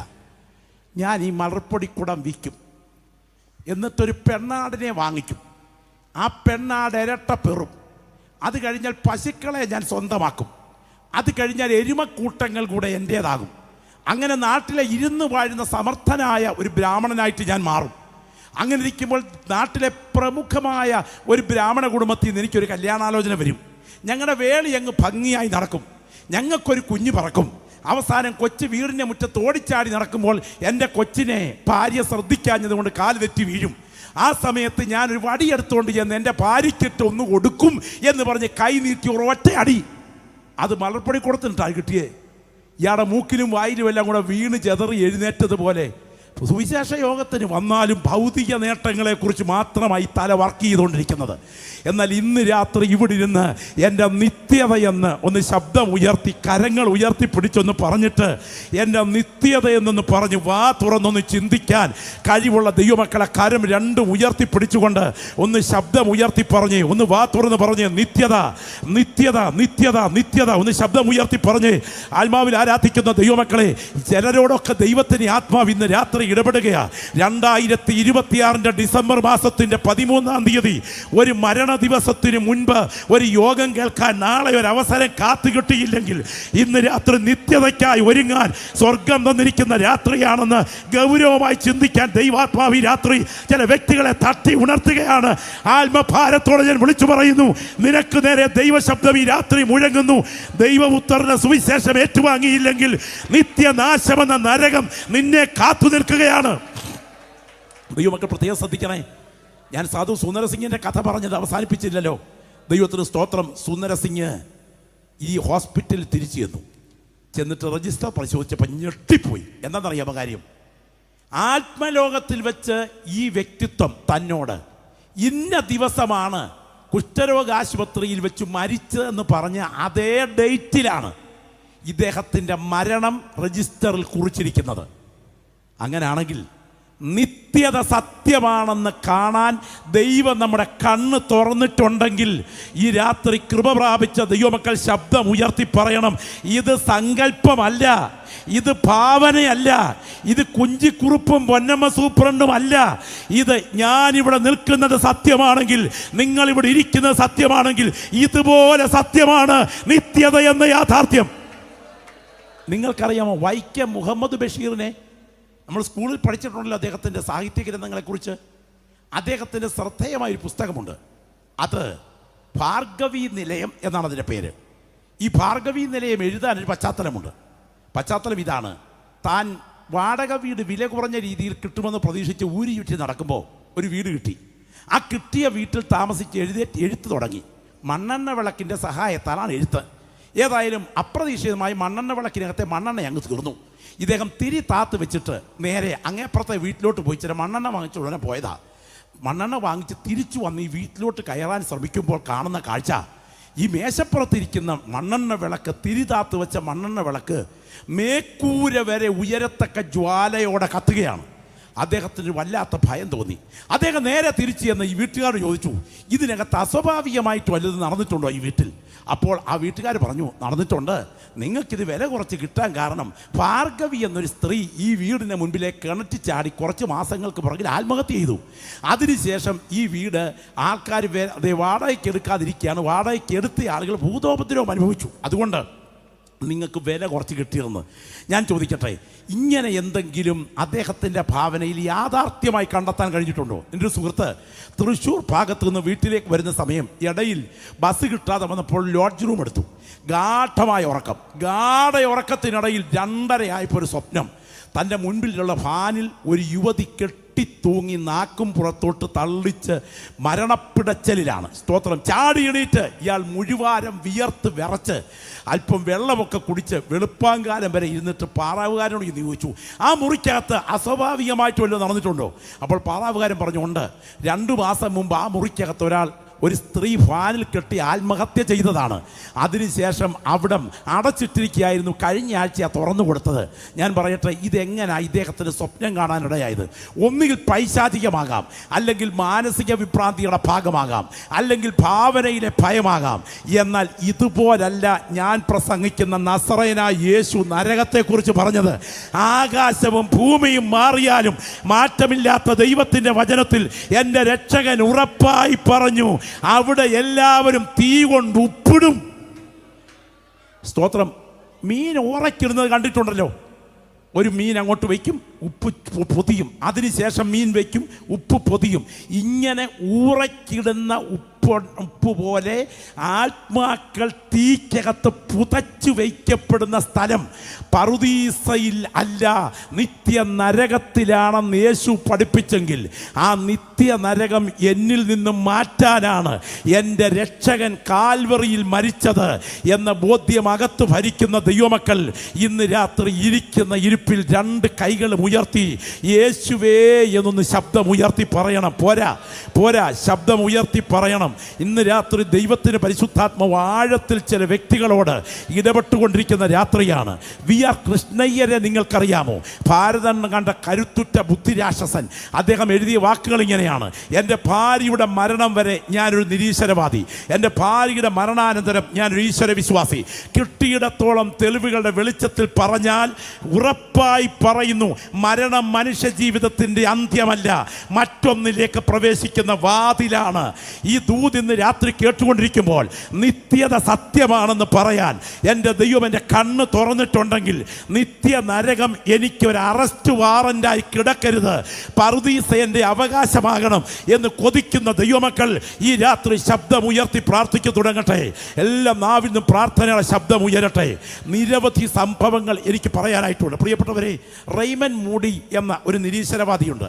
അദ്ദേഹം ദൈവാസ്തിക്ക് നിഷേധിയായിരുന്നു. ദൈവവിശ്വാസിയായി മാറാൻ കാരണം മരണത്തോടടുത്ത സമയം ഒരു ബോഡിയിൽ നടത്തിയ ഡ്രസ്സിങ്ങിൻ്റെ സമയം ആ വ്യക്തിയുടെ കൺപോളകൾ തുറന്നു വരുന്നത് നേഴ്സ് ഓടിച്ചെന്ന് ഡോക്ടറോട് പറയുകയും ഡോക്ടർ വന്ന് പ്രഥമ ശുശ്രൂഷകൾ ചെയ്തതിന് ശേഷം ഈ ആളിൻ്റെ കണ്ണ് തുറന്നു വരികയും ഇദ്ദേഹത്തോട് ചോദിച്ചപ്പോൾ, അങ്ങ് എന്നെ ടെസ്റ്റ് ചെയ്തുകൊണ്ടിരിക്കുമ്പോൾ എൻ്റെ ശരീരത്തിനകത്തുനിന്ന് ഭാരം കുറഞ്ഞ രൂപത്തിൽ ഞാൻ പുറത്തിറങ്ങിയെന്നും അങ്ങനെ ഞാൻ യാത്രയ്ക്കായി സജ്ജമായി എന്നും അങ്ങനെ മറ്റൊരു വാതുക്കലെത്തിയെന്നും എന്നോട് മടങ്ങിപ്പോകൂ എന്നൊരു ശബ്ദം കേൾക്കായി വന്നു എന്നും അദ്ദേഹം വിശദീകരിച്ച വിശദീകരണങ്ങൾക്ക് നടുവിൽ 100ഓളം മരിക്കാൻ കിടക്കുന്ന ബോഡികളിൽ നടത്തിയ പരീക്ഷണ റിപ്പോർട്ടിൽ ഇദ്ദേഹം ഇങ്ങനെ കുറിച്ചു: കിട്ടിയിടത്തോളം തെളിവുകളുടെ വെളിച്ചത്തിൽ ഒരു കാര്യം ഉറപ്പായി പറയുന്നു, മരണം അന്ത്യമല്ല, അത് മറ്റൊരു ലോകത്തിലേക്ക് പ്രവേശിക്കുന്ന വാതിലാണ്. ഈ രാത്രി ഇവിടെ നിന്ന് ആരാധിക്കുന്ന ദൈവമക്കളെ, 9200 അടി പൊക്കമുള്ള മഞ്ഞു പെയ്യുന്ന ഹർമോൻ പർവ്വതത്തിൽ ഒരലക്കുകാരനും അലക്കിയാൽ വെളുക്കാത്ത വിധത്തിൽ എൻ്റെ യേശു തേജസ്സിൽ നിൽക്കുമ്പോൾ പത്രോസും യാക്കോബും യോഹന്നാനും നോക്കി നിൽക്കുന്ന സമയത്ത് മർരൂപ മലയിൽ ഏലിയാവും മോശയും വെളിപ്പെട്ടു നിൽക്കുന്നത് അവർ കണ്ടത് സത്യമാണെങ്കിൽ ഈ സാധുവായ ഞാൻ ഇന്ന് രാത്രി ആ നെഞ്ചത്തൊന്ന് കൈവച്ച് നിങ്ങൾ ആ നെഞ്ചത്തൊന്ന് കൈവച്ച് ശബ്ദമുയർത്തി പറഞ്ഞേ, ഈ സാധുവായ ഞാൻ എൻ്റെ മരണാനന്തരം എൻ്റെ രക്ഷകന്റെ സന്നിധിയിൽ തേജസ്സിൽ എത്തിച്ചേരുമെന്ന് ഉറപ്പ് പ്രാപിച്ച ദൈവമക്കൾ നെഞ്ചത്ത് കൈവച്ചിട്ട് പറയണം, എനിക്കത് നഷ്ടപ്പെടാൻ പാടില്ല. ശബ്ദമുയരട്ടെ, ശബ്ദമുയരട്ടെ. എല്ലാ പ്രിയപ്പെട്ടവരും ആത്മാവിൽ പ്രാർത്ഥിച്ചു തുടങ്ങിക്കാട്ടെ. എല്ലാവരും ആത്മാവിൽ പ്രാർത്ഥിച്ചു തുടങ്ങിക്കാട്ടെ. വ്യക്തിപരമായി ദൈവത്തിൻ്റെ ആത്മാവ് ഇന്ന് രാത്രി ആഴത്തിൽ ഇടപെടുന്ന രാത്രിയാണ്. യേശുവിൻ്റെ നാമത്തിൽ ജയം, യേശുവിൻ്റെ നാമത്തിൽ ജയം. നിങ്ങൾ ചിറമേൽ വെച്ചിരിക്കുന്ന ഇരുട്ടിൻ്റെ ശക്തികളുടെ മുഖം ഇന്ന് രാത്രി യേശുവിൻ്റെ നാമത്തിൽ അഴിയുകയാണ്. കർത്താവിൻ്റെ കരം ചില വ്യക്തികളെ ഇന്ന് രാത്രി വിടുവിക്കാൻ വ്യാപരിച്ചു കൊണ്ടിരിക്കുകയാണ്. നിന്റെ മേൽ വ്യാപരിക്കുന്ന ബന്ധനത്തെ ഇന്ന് രാത്രി അഴിച്ചു മാറ്റാൻ യേശുവിൻ്റെ ശക്തിയാണ് ഇവിടെ ബലത്തോടെ ചലിച്ചുകൊണ്ടിരിക്കുന്നത്. ഞാൻ ആത്മാവിൽ കാണുകയാണ്. സ്വർഗം ഈ ഗ്രൗണ്ടിന് മീതെ തുറന്നു നിൽക്കുന്നു. ദൂതന്മാർ ഇന്ന് രാത്രി ഇവിടെ കുനിഞ്ഞു നോക്കിക്കൊണ്ടിരിക്കുന്നു. കാമം, ക്രോധം, ലോഭം, മോഹം, മാദം, മാത്സര്യം, ഡംഭം, പൈശൂന്യം, വിഗ്രഹാരാധന, ചതി എന്നിവയാൽ ബന്ധിക്കപ്പെട്ട് നിത്യ നരകത്തിലേക്ക് വലിച്ചിഴക്കപ്പെട്ടിട്ടുള്ള നിന്റെ ആത്മാവിൻ്റെ മേൽ വെച്ചിരിക്കുന്ന പൈശാചിക ബന്ധനത്തിൻ്റെ കയറ് ഈ രാത്രി സ്വർഗം അഴിച്ചു മാറ്റാൻ തൻ്റെ പുത്രന്റെ ചുടുനിണം നിന്റെ മേൽ ഒഴുക്കുന്ന രാത്രിയാണ്. അത് ഈ ഗ്രൗണ്ടിൽ മാത്രമല്ല, ഇതിനെ പുറത്തേക്ക് വ്യാപരിക്കുകയാണ്. ഇത് ചന്ത കവലകളിലേക്ക് വ്യാപരിക്കുകയാണ്. ഇത് ദൈവത്തിന് സ്തോത്രം അടുത്ത വാഹനങ്ങളിലേക്ക് വ്യാപരിക്കുകയാണ്. എൻ്റെ കൂടെപ്പിറപ്പേ, നിന്റെ മേൽ വ്യാപരിക്കുന്ന പൈശാചിക ശക്തിയുടെ കെട്ട് ഇന്ന് രാത്രി സ്വർഗം അഴിക്കുന്ന രാത്രിയാണ്. ലജ്ജ കൂടാതെ ഇരിക്കുന്ന ഇരിപ്പിൽ ശബ്ദമുയർത്തി യേശുവേ എന്നൊന്ന് പറയാൻ നിന്റെ അധരം ചലിക്കുമെങ്കിൽ ഇതൊരു സാധാരണ രാത്രിയല്ല. നിന്റെ നിത്യ നരകത്തിൻ്റെ ശക്തിയെ എൻ്റെ കർത്താവ് അവസാനിപ്പിച്ചിട്ട് പറുദീസ തരാൻ ആ കരം നിനക്കായി ചലിക്കുകയാണ്. എന്നോടൊപ്പം പ്രാർത്ഥിക്കുന്ന ദൈവമക്കൾ അന്യഭാഷയിൽ പ്രാർത്ഥിക്കട്ടെ. Glory, glory, glory. ശബ്ദമുയരട്ടെ. പ്രാർത്ഥിക്കുന്ന ദൈവമക്കളുടെ നാവിൽ പ്രാർത്ഥന ശബ്ദമുയരട്ടെ. ദൈവത്തിന് മഹത്വം, ദൈവത്തിന് മഹത്വം, ദൈവത്തിന് മഹത്വം. എല്ലാ നാവുകളിലും ഒരുപോലെ പ്രാർത്ഥനയുടെ ശബ്ദം ഉയരണം, ഒരുപോലെ പ്രാർത്ഥനയുടെ ശബ്ദം ഉയരണം. നിത്യത സത്യമാ പ്രിയപ്പെട്ടവരെ, നിത്യത സത്യമാ. ഞാൻ പറയട്ടെ, ഒരു ദൈവദാസിയുടെ അനുഭവം ആ പ്രിയപ്പെട്ടവൾ ഇങ്ങനെയാണ് പറഞ്ഞത്. ഒരു പ്രാർത്ഥന നടന്നുകൊണ്ടിരിക്കുക. ഏറ്റവും പുറകുവശത്തെ കസേരയിലിരുന്ന് യോഗം കേട്ടുകൊണ്ടിരിക്കുന്ന സമയത്ത് പെട്ടെന്ന് ഈ സഹോദരി നെഞ്ച് തപ്പിപ്പിടിക്കുന്നതായിട്ട് ആളുകൾക്ക് തോന്നി. എന്തിനേറെ ചില മിനിറ്റുകൾ കഴിഞ്ഞ് ഒരു അനക്കവുമില്ല. പാസ്റ്റർ ഓടിച്ചെന്ന് കയ്യിൽ പിടിച്ചു നോക്കി, ചലനമില്ല. ദൈവത്തിന് സ്തോത്രം. നാടി നോക്കി, മിടിപ്പില്ല. വളരെ ബുദ്ധിമുട്ടാണ് ആശുപത്രി വരെ പോകാൻ ഒരു വണ്ടി പിടിക്കാൻ. എന്തായാലും നടുക്ക് കിടത്തി വിശ്വാസികളെല്ലാം ചുറ്റുമിരുന്ന് പ്രാർത്ഥിച്ചുകൊണ്ടിരുന്നു. ഞാൻ ഒരു ദൂത് ഇടയ്ക്ക് കയറി പറയാം. സമയമാകുന്നതിന് മുൻപ് മരണദൂതൻ നിന്റെ ജീവന്റെ മേൽ കൈവെക്കാൻ വന്നാൽ അതിൻ്റെ കെട്ടഴിച്ചു മാറ്റി നിന്റെ ജീവനെ മടക്കിക്കൊണ്ടുവരാൻ കഴിവുള്ള ദൈവശക്തി ഇന്ന് രാത്രി വ്യാപരിക്കുന്നുണ്ട്. എന്തിന്? ഒരു കാറ് പിടിച്ചുകൊണ്ട് വരാൻ പ്രിയപ്പെട്ടവർ ഓടി. അന്നത്തെ സന്ദർഭത്തിൽ ഒരുപാട് മണിക്കൂറുകൾ ബുദ്ധിമുട്ടിന് വന്നു. പക്ഷെ കാറ് പടിക്കൽ വന്നപ്പോഴത്തേക്കും ഇദ്ദേഹത്തിൻ്റെ കണ്ണ് തുറന്നു. ഈ സഹോദരി പറയുകയാണ്, ദൈവദാസൻ വചനം ശുശ്രൂഷിച്ചു കൊണ്ടിരിക്കുമ്പോൾ കഠിനമായ നെഞ്ചുവേദന അനുഭവപ്പെട്ടു. എൻ്റെ ശരീരം നിലത്ത് കിടക്കുന്നതും ഞാൻ എൻ്റെ രക്ഷകന്റെ സന്നിധിയിലേക്ക് ചെല്ലുന്നതും ഞാൻ നേരിട്ട് കണ്ടു. വെള്ളിച്ചിറകുള്ള മാലാഖമാർ ഒരു വലിയ സ്വർണ്ണ ഗേറ്റ് തുറന്നു വെച്ചിരിക്കുന്നു. ഞാൻ അതിലോട്ടടുക്കുമ്പോൾ എന്നെ ആരും തിരിച്ചു വിളിക്കരുതേ എന്ന് പറഞ്ഞ് ഞാൻ അങ്ങോട്ട് ചെന്നടുക്കുന്ന സമയം, സ്തോത്രം, അതിൻ്റെ വാതുക്കൽ നിന്ന ദൂതൻ ഭൂമിയിലേക്ക് കൈ ചൂണ്ടിക്കൊണ്ട് പറഞ്ഞു, നിന്റെ സമയം ഇതുവരെ വന്നിട്ടില്ല. നിന്നെക്കുറിച്ചുള്ള വാഗ്ദത്തങ്ങൾ ഇനിയും പൂർണ്ണമാകാനുണ്ട്. മടങ്ങിപ്പോകുക. ആ ശബ്ദം ഉയർന്നതും ഞാൻ ഈ ശരീരത്തിൽ തിരിച്ചു വന്നതും ഒരുപോലെയാണ്. അവഗണിച്ചാലും പരിഗണിച്ചാലും എതിർത്താലും എതിരേറ്റാലും നിത്യത സത്യമാണ് എന്ന് വിശ്വസിക്കാൻ ഒരാൾ ഇതിനകത്തുണ്ടെങ്കിൽ അതിന് പരിഹാരത്തിന് വേണ്ടി നിന്റെ പാപക്കറകളെ കഴുകിക്കളയാൻ വ്യാപരിച്ച ഒരു പരിഹാരമാർഗം യേശുവിൻ്റെ രക്തത്തിൻ്റെ ശക്തിയാണ് എന്ന് വിശ്വസിക്കുന്ന ദൈവമക്കൾ ആ രണ്ട് കൈകളും ഒന്ന് ഉയർത്തിപ്പിടിച്ചുകൊണ്ട് ശബ്ദം ഉയർത്തി യേശുവേ എന്നൊന്ന് പറഞ്ഞേ. മടിക്കണ്ട, മടിക്കണ്ട, ലജ്ജ വേണ്ട. ആ രണ്ട് കൈകളും ഉയർത്തിപ്പറ, ഉയർത്തിപ്പറ, ഉയർത്തിപ്പറ. ഈ ഭൂമിയിലെ സകല ശരണമന്ത്രങ്ങളെക്കാളും എൻ്റെ രക്ഷകൻ്റെ നാമത്തിന് ശക്തിയുണ്ട് എന്ന് രാത്രി തിരിച്ചറിയാൻ കഴിയുന്നെങ്കിൽ ഇന്ന് രാത്രി ആ ഇരിക്കുന്ന ഇരിപ്പിൽ രണ്ട് കൈകളും ലജ്ജ കൂടാതെ ഉയർത്തി ശബ്ദം ഉയർത്തി പറഞ്ഞേ പ്രാകൃത ശരീരം വിതയ്ക്കപ്പെടുന്നു, ആത്മീയ ശരീരം ഉയർക്കുന്നു. പ്രാകൃത ശരീരം ഉണ്ടെങ്കിൽ ആത്മീയ ശരീരവും ഉണ്ട്. ഈ ദൂത് ഇന്ന് രാത്രി ഇവിടെ സംസാരിച്ചു കൊണ്ടിരിക്കുമ്പോൾ ദൈവദാസന്മാർക്ക് നേരെ ചൂണ്ടി, ആത്മാവിൽ ആരാധിക്കുന്ന ദൈവമക്കൾക്ക് നേരെ ചൂണ്ടി ഞാൻ പരിശുദ്ധാത്മാവിൽ വിളിച്ചു പറയുന്നു, നിനക്ക് കണ്ണുകൊണ്ട് കാണാൻ കഴിയുന്ന, ചെവി കൊണ്ട് കേൾക്കാൻ കഴിയുന്ന, മൂക്കുകൊണ്ട് മണക്കാൻ കഴിയുന്ന, നാക്കുകൊണ്ട് രുചിക്കാൻ കഴിയുന്ന ഒരു പ്രാകൃത ശരീരം ഉണ്ടെങ്കിൽ, ആത്മ കണ്ണുകൾ കൊണ്ട് കാണാൻ കഴിയുന്ന ഒരു പറുദീസയിലെത്തുന്ന വാഗ്ദത്ത ശരീരമുണ്ട് എന്ന് തിരിച്ചറിയുന്നെങ്കിൽ ആ നിത്യ നരകത്തിൽ നിന്ന് രക്ഷിക്കാൻ എൻ്റെ യേശു യാഗമായി എന്ന് വിശ്വസിക്കുന്നവർ കരമുയർത്തി പറഞ്ഞേ, യേശുവേ. ശബ്ദമുയരട്ടെ. ആ കരങ്ങളൊന്ന് ഉയർത്തിപ്പിടിച്ചിട്ട് ശബ്ദം ഉയർത്തി പറഞ്ഞ യേശുവേ. ലജ്ജ വേണ്ട. ശബ്ദമുയർത്തി. ഞാൻ ഈ രാത്രി പറയാം, ഈ ആരാധനയിൽ പങ്കെടുക്കുന്ന പ്രിയപ്പെട്ടവരുടെ കണ്ണുകൾ കാൽവറിയിലേക്ക് ഉയരണം. രണ്ട് കള്ളന്മാരുടെ മധ്യത്തിൽ കൈകാലുകൾ ആണിക്കൂണായി ഏൽപ്പിച്ചു കൊടുത്ത് തൂങ്ങിക്കിടന്ന് പിടയുമ്പോൾ സ്തോത്രം, കണ്ടിവണ്ണ കലർത്തിയ വീഞ്ഞ് കുടിപ്പാൻ കൊടുത്ത വേളയിൽ അത് രുചി നോക്കിയാറേ കുടിപ്പാൻ മനസ്സാകാതെ ഒടുവിൽ സ്വന്തം തോളിന്മേൽ തല ചായ്ച്ചുകൊണ്ട് ദൈവത്തിന് സ്തോത്രം ടെറ്റലസ്റ്റായി നിവർത്തിയായി എന്ന് പറഞ്ഞ് പ്രാണനെ വിട്ട രക്ഷകന്റെ വായിൽ നിന്നും ശബ്ദം പുറത്തു വന്ന ഉടൻ തന്നെ പാതാള മേഖലയിൽ ചലനം തുടങ്ങിയെന്ന് വചനം വായിക്കുന്നുവെങ്കിൽ ഭൂകമ്പത്തിന്റെ അടിത്തറ ഭൂഗർഭത്തിലേക്ക് ശക്തി ഇറങ്ങിച്ചെന്നതാണെങ്കിൽ സകല പൈശാചിക ശക്തികളെയും ആയുധം വെപ്പിക്കുന്ന ഒരു മരണം ചരിത്രം കണ്ടിട്ടുണ്ടെങ്കിൽ അത് ഈ രാത്രി ഞാൻ പ്രസംഗിക്കുന്ന യേശുവിൻ്റെ മരണം മാത്രമാണ് എന്ന് തിരിച്ചറിയുന്ന ദൈവമക്കൾ ആ രണ്ട് കരങ്ങളും ഉയർത്തി ഒന്ന് എഴുന്നേറ്റേ. ആ കരങ്ങളൊന്ന് ഉയർത്തിപ്പിടിച്ചേ, കരമൊന്ന് ഉയർത്തിപ്പിടിച്ചേ. ഇടത്തും വലത്തും നോക്കണ്ട, മുൻപിലും പുറകിലും നോക്കണ്ട. ആ രണ്ട് കൈകളും ഉയർത്തിപ്പിടിച്ച് ശബ്ദമുയർത്തി യേശുവേ എന്നൊന്ന് പറയണം.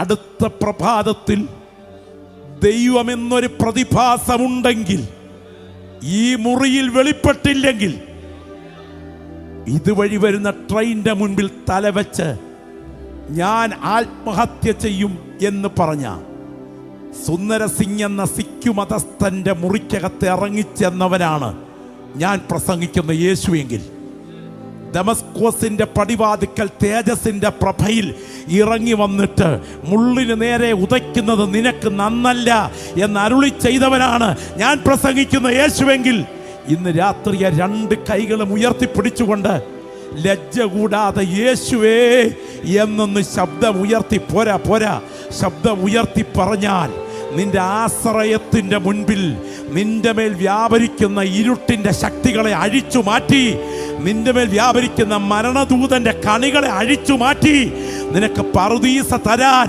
അവൻ്റെ കരം ബലത്തോടെ ചലിക്കുകയാണ്. ഈ രാത്രിയെ കരങ്ങൾ ഉയർത്തിപ്പിടിച്ചൊന്ന് പ്രാർത്ഥിച്ചേ, കരം ഉയർത്തിപ്പിടിച്ചൊന്ന് പ്രാർത്ഥിച്ചേ.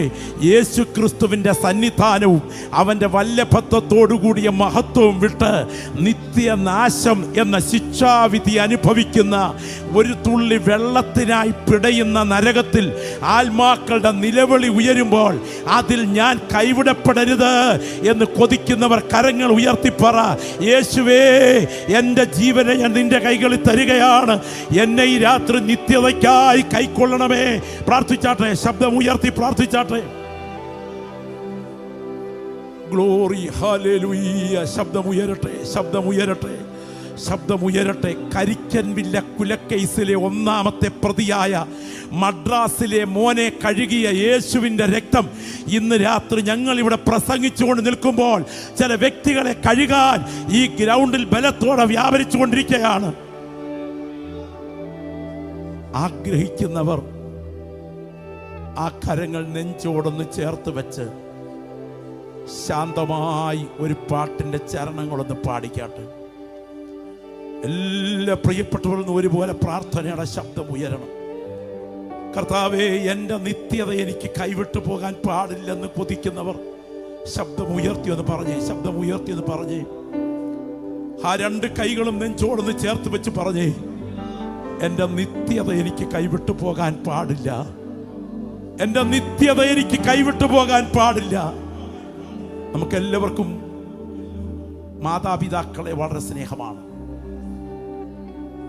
സ്നേഹിക്കുന്ന മാതാപിതാക്കൾ, അവരുടെ വാക്കുകൾ മരണം കഴിയുമ്പോഴാണ് കുഞ്ഞുങ്ങളുടെ മനസ്സിൽ ഓടിയെത്തുക. ഞാൻ ഒരിക്കലും മറക്കാത്തൊരു സംഭവമാണ് എൻ്റെ അമ്മയുടെ മരണം.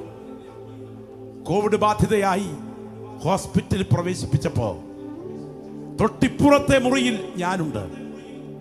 ഹൃദയാഘാതം ആരംഭിച്ചപ്പോൾ ICU യൂണിറ്റിലേക്ക് പ്രവേശിപ്പിക്കപ്പെട്ടു.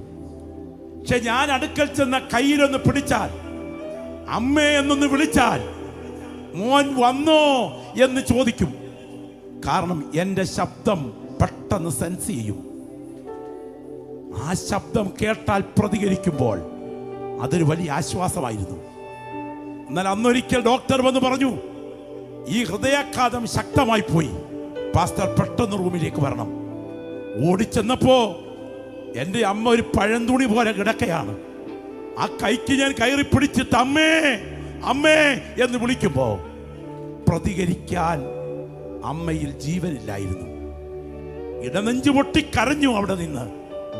ഞാൻ ഈ ദൂത് സംസാരിച്ചുകൊണ്ട് നിൽക്കുമ്പോ, ഞാൻ നിങ്ങളെ അറിയുന്നില്ല എന്നൊരു ജഡ്ജിയുടെ വിധി പ്രസ്താവന പോലെ കേൾക്കുമ്പോ അനേകർ ആ ശബ്ദത്തിന് മുൻപിൽ വിറങ്ങലിച്ച് നരകത്തിലേക്ക് നീങ്ങുമ്പോ, നന്ന് നല്ലവനും വിശ്വസ്തനുമായ ദാസനെ എന്ന ശബ്ദം കേൾക്കാൻ ഞാൻ സജ്ജമാണ് എന്ന് പറയത്തക്ക വിധം ഇന്ന് രാത്രി എനിക്കൊരുങ്ങണം. നിത്യത കൈവിട്ടു പോകാൻ പാടില്ല എന്ന് കൊതിക്കുന്ന ദൈവമക്കൾ, എനിക്ക് പ്രാർത്ഥന വേണം ദൈവദാസ എന്ന് കൊതിക്കുന്നെങ്കിൽ വലത് കരം ഉയർത്തിപ്പിടിച്ചാട്ടെ. ഞാൻ നിങ്ങൾക്കായി പ്രാർത്ഥിക്കാൻ പോകുകയാണ്. എൻ്റെ പ്രിയരെ, തട്ടിപ്പറിച്ചതും വെട്ടിപ്പിടിച്ചതും പറ്റിച്ചെടുത്തതും ഒപ്പിച്ചെടുത്തതുമെല്ലാം ഇവിടെ അവസാനിപ്പിച്ചിട്ട് ഇന്നല്ലെങ്കിൽ നാളെ മരണത്തിന്റെ വിളിക്ക് മുൻപിൽ പറുദീസയുടെ കവാടത്തിലെത്തുമ്പോ, ഞാൻ നിങ്ങളെ അറിഞ്ഞിട്ടില്ല, അധർമ്മം പ്രവർത്തിക്കുന്നവരെ എന്നെ വിട്ടു പോകുവീൻ എന്ന ഒരു ജഡ്ജിയുടെ വിധി പ്രസ്താവന പോലെയുള്ള ശബ്ദം മുഴങ്ങാതെ എൻ്റെ രക്ഷകൻ എൻ്റെ ശബ്ദം തിരിച്ചറിയണം എന്ന് കൊതിക്കുന്നവർ ധൈര്യമായ കരമുയർത്തിപ്പിടിച്ചു. ഞാൻ ഈ ദൂതിന്ന് രാത്രി നിങ്ങൾക്കായി വിളംബരം ചെയ്യുകയാണ്. മുൻപിൽ കിടക്കുന്ന ഇര ഒരു മീൻ വെട്ടി വിഴുങ്ങി ചെകളയിൽ ചൂണ്ട ഉടക്കുന്നത് വരെ ആ മീൻ, ആ ഇര സുഖമായിരിക്കും. ഈ ദൂതൊരു പക്ഷേ മരണം എന്ന ഭീകരതയിലെത്തുന്നത് വരെ ശ്രദ്ധിക്കില്ല. എന്നാൽ ഇന്ന് രാത്രി നിത്യതയെ ഗൗരവമായി കാണുന്നെങ്കിൽ ഈ വചനം ഉറപ്പോടെ കേൾക്കുക. സുവിശേഷം അവഗണിച്ചാൽ നിത്യശിക്ഷാവിധി എന്ന നാശം കാത്തു നിൽക്കുന്നു. പരിശുദ്ധനായ ഞങ്ങളുടെ ദൈവമേ, സ്വർഗസ്ഥ പിതാവേ, ഈ ഉയർന്നു നിൽക്കുന്ന കരങ്ങളെ തേജസ്സിന്റെ കരങ്ങളിൽ കൈമാറുകയാണ്. ഇന്ന് രാത്രി ഞങ്ങൾ പ്രാർത്ഥിച്ചുകൊണ്ടിരിക്കുമ്പോൾ ഈ ഉയർന്നു നിൽക്കുന്ന കരങ്ങളുടെ മേൽ തേജസ്സിന്റെ ദ്രവത്വമില്ലാത്ത കരം ഇറങ്ങിപ്പിടിക്കട്ടെ. നിത്യ നരകത്തിലേക്ക് വലിച്ചിഴക്കപ്പെടുന്ന പ്രിയപ്പെട്ടവർ ദൈവരാജ്യത്തിന് രാത്രി അർഹരാകട്ടെ. യേശുവിന്റെ പരിശുദ്ധ രക്തത്താൽ ഞങ്ങൾ അവരെ മുദ്ര വയ്ക്കുകയാണ്. യേശുവിൻ നാമത്തിൽ തന്നെ.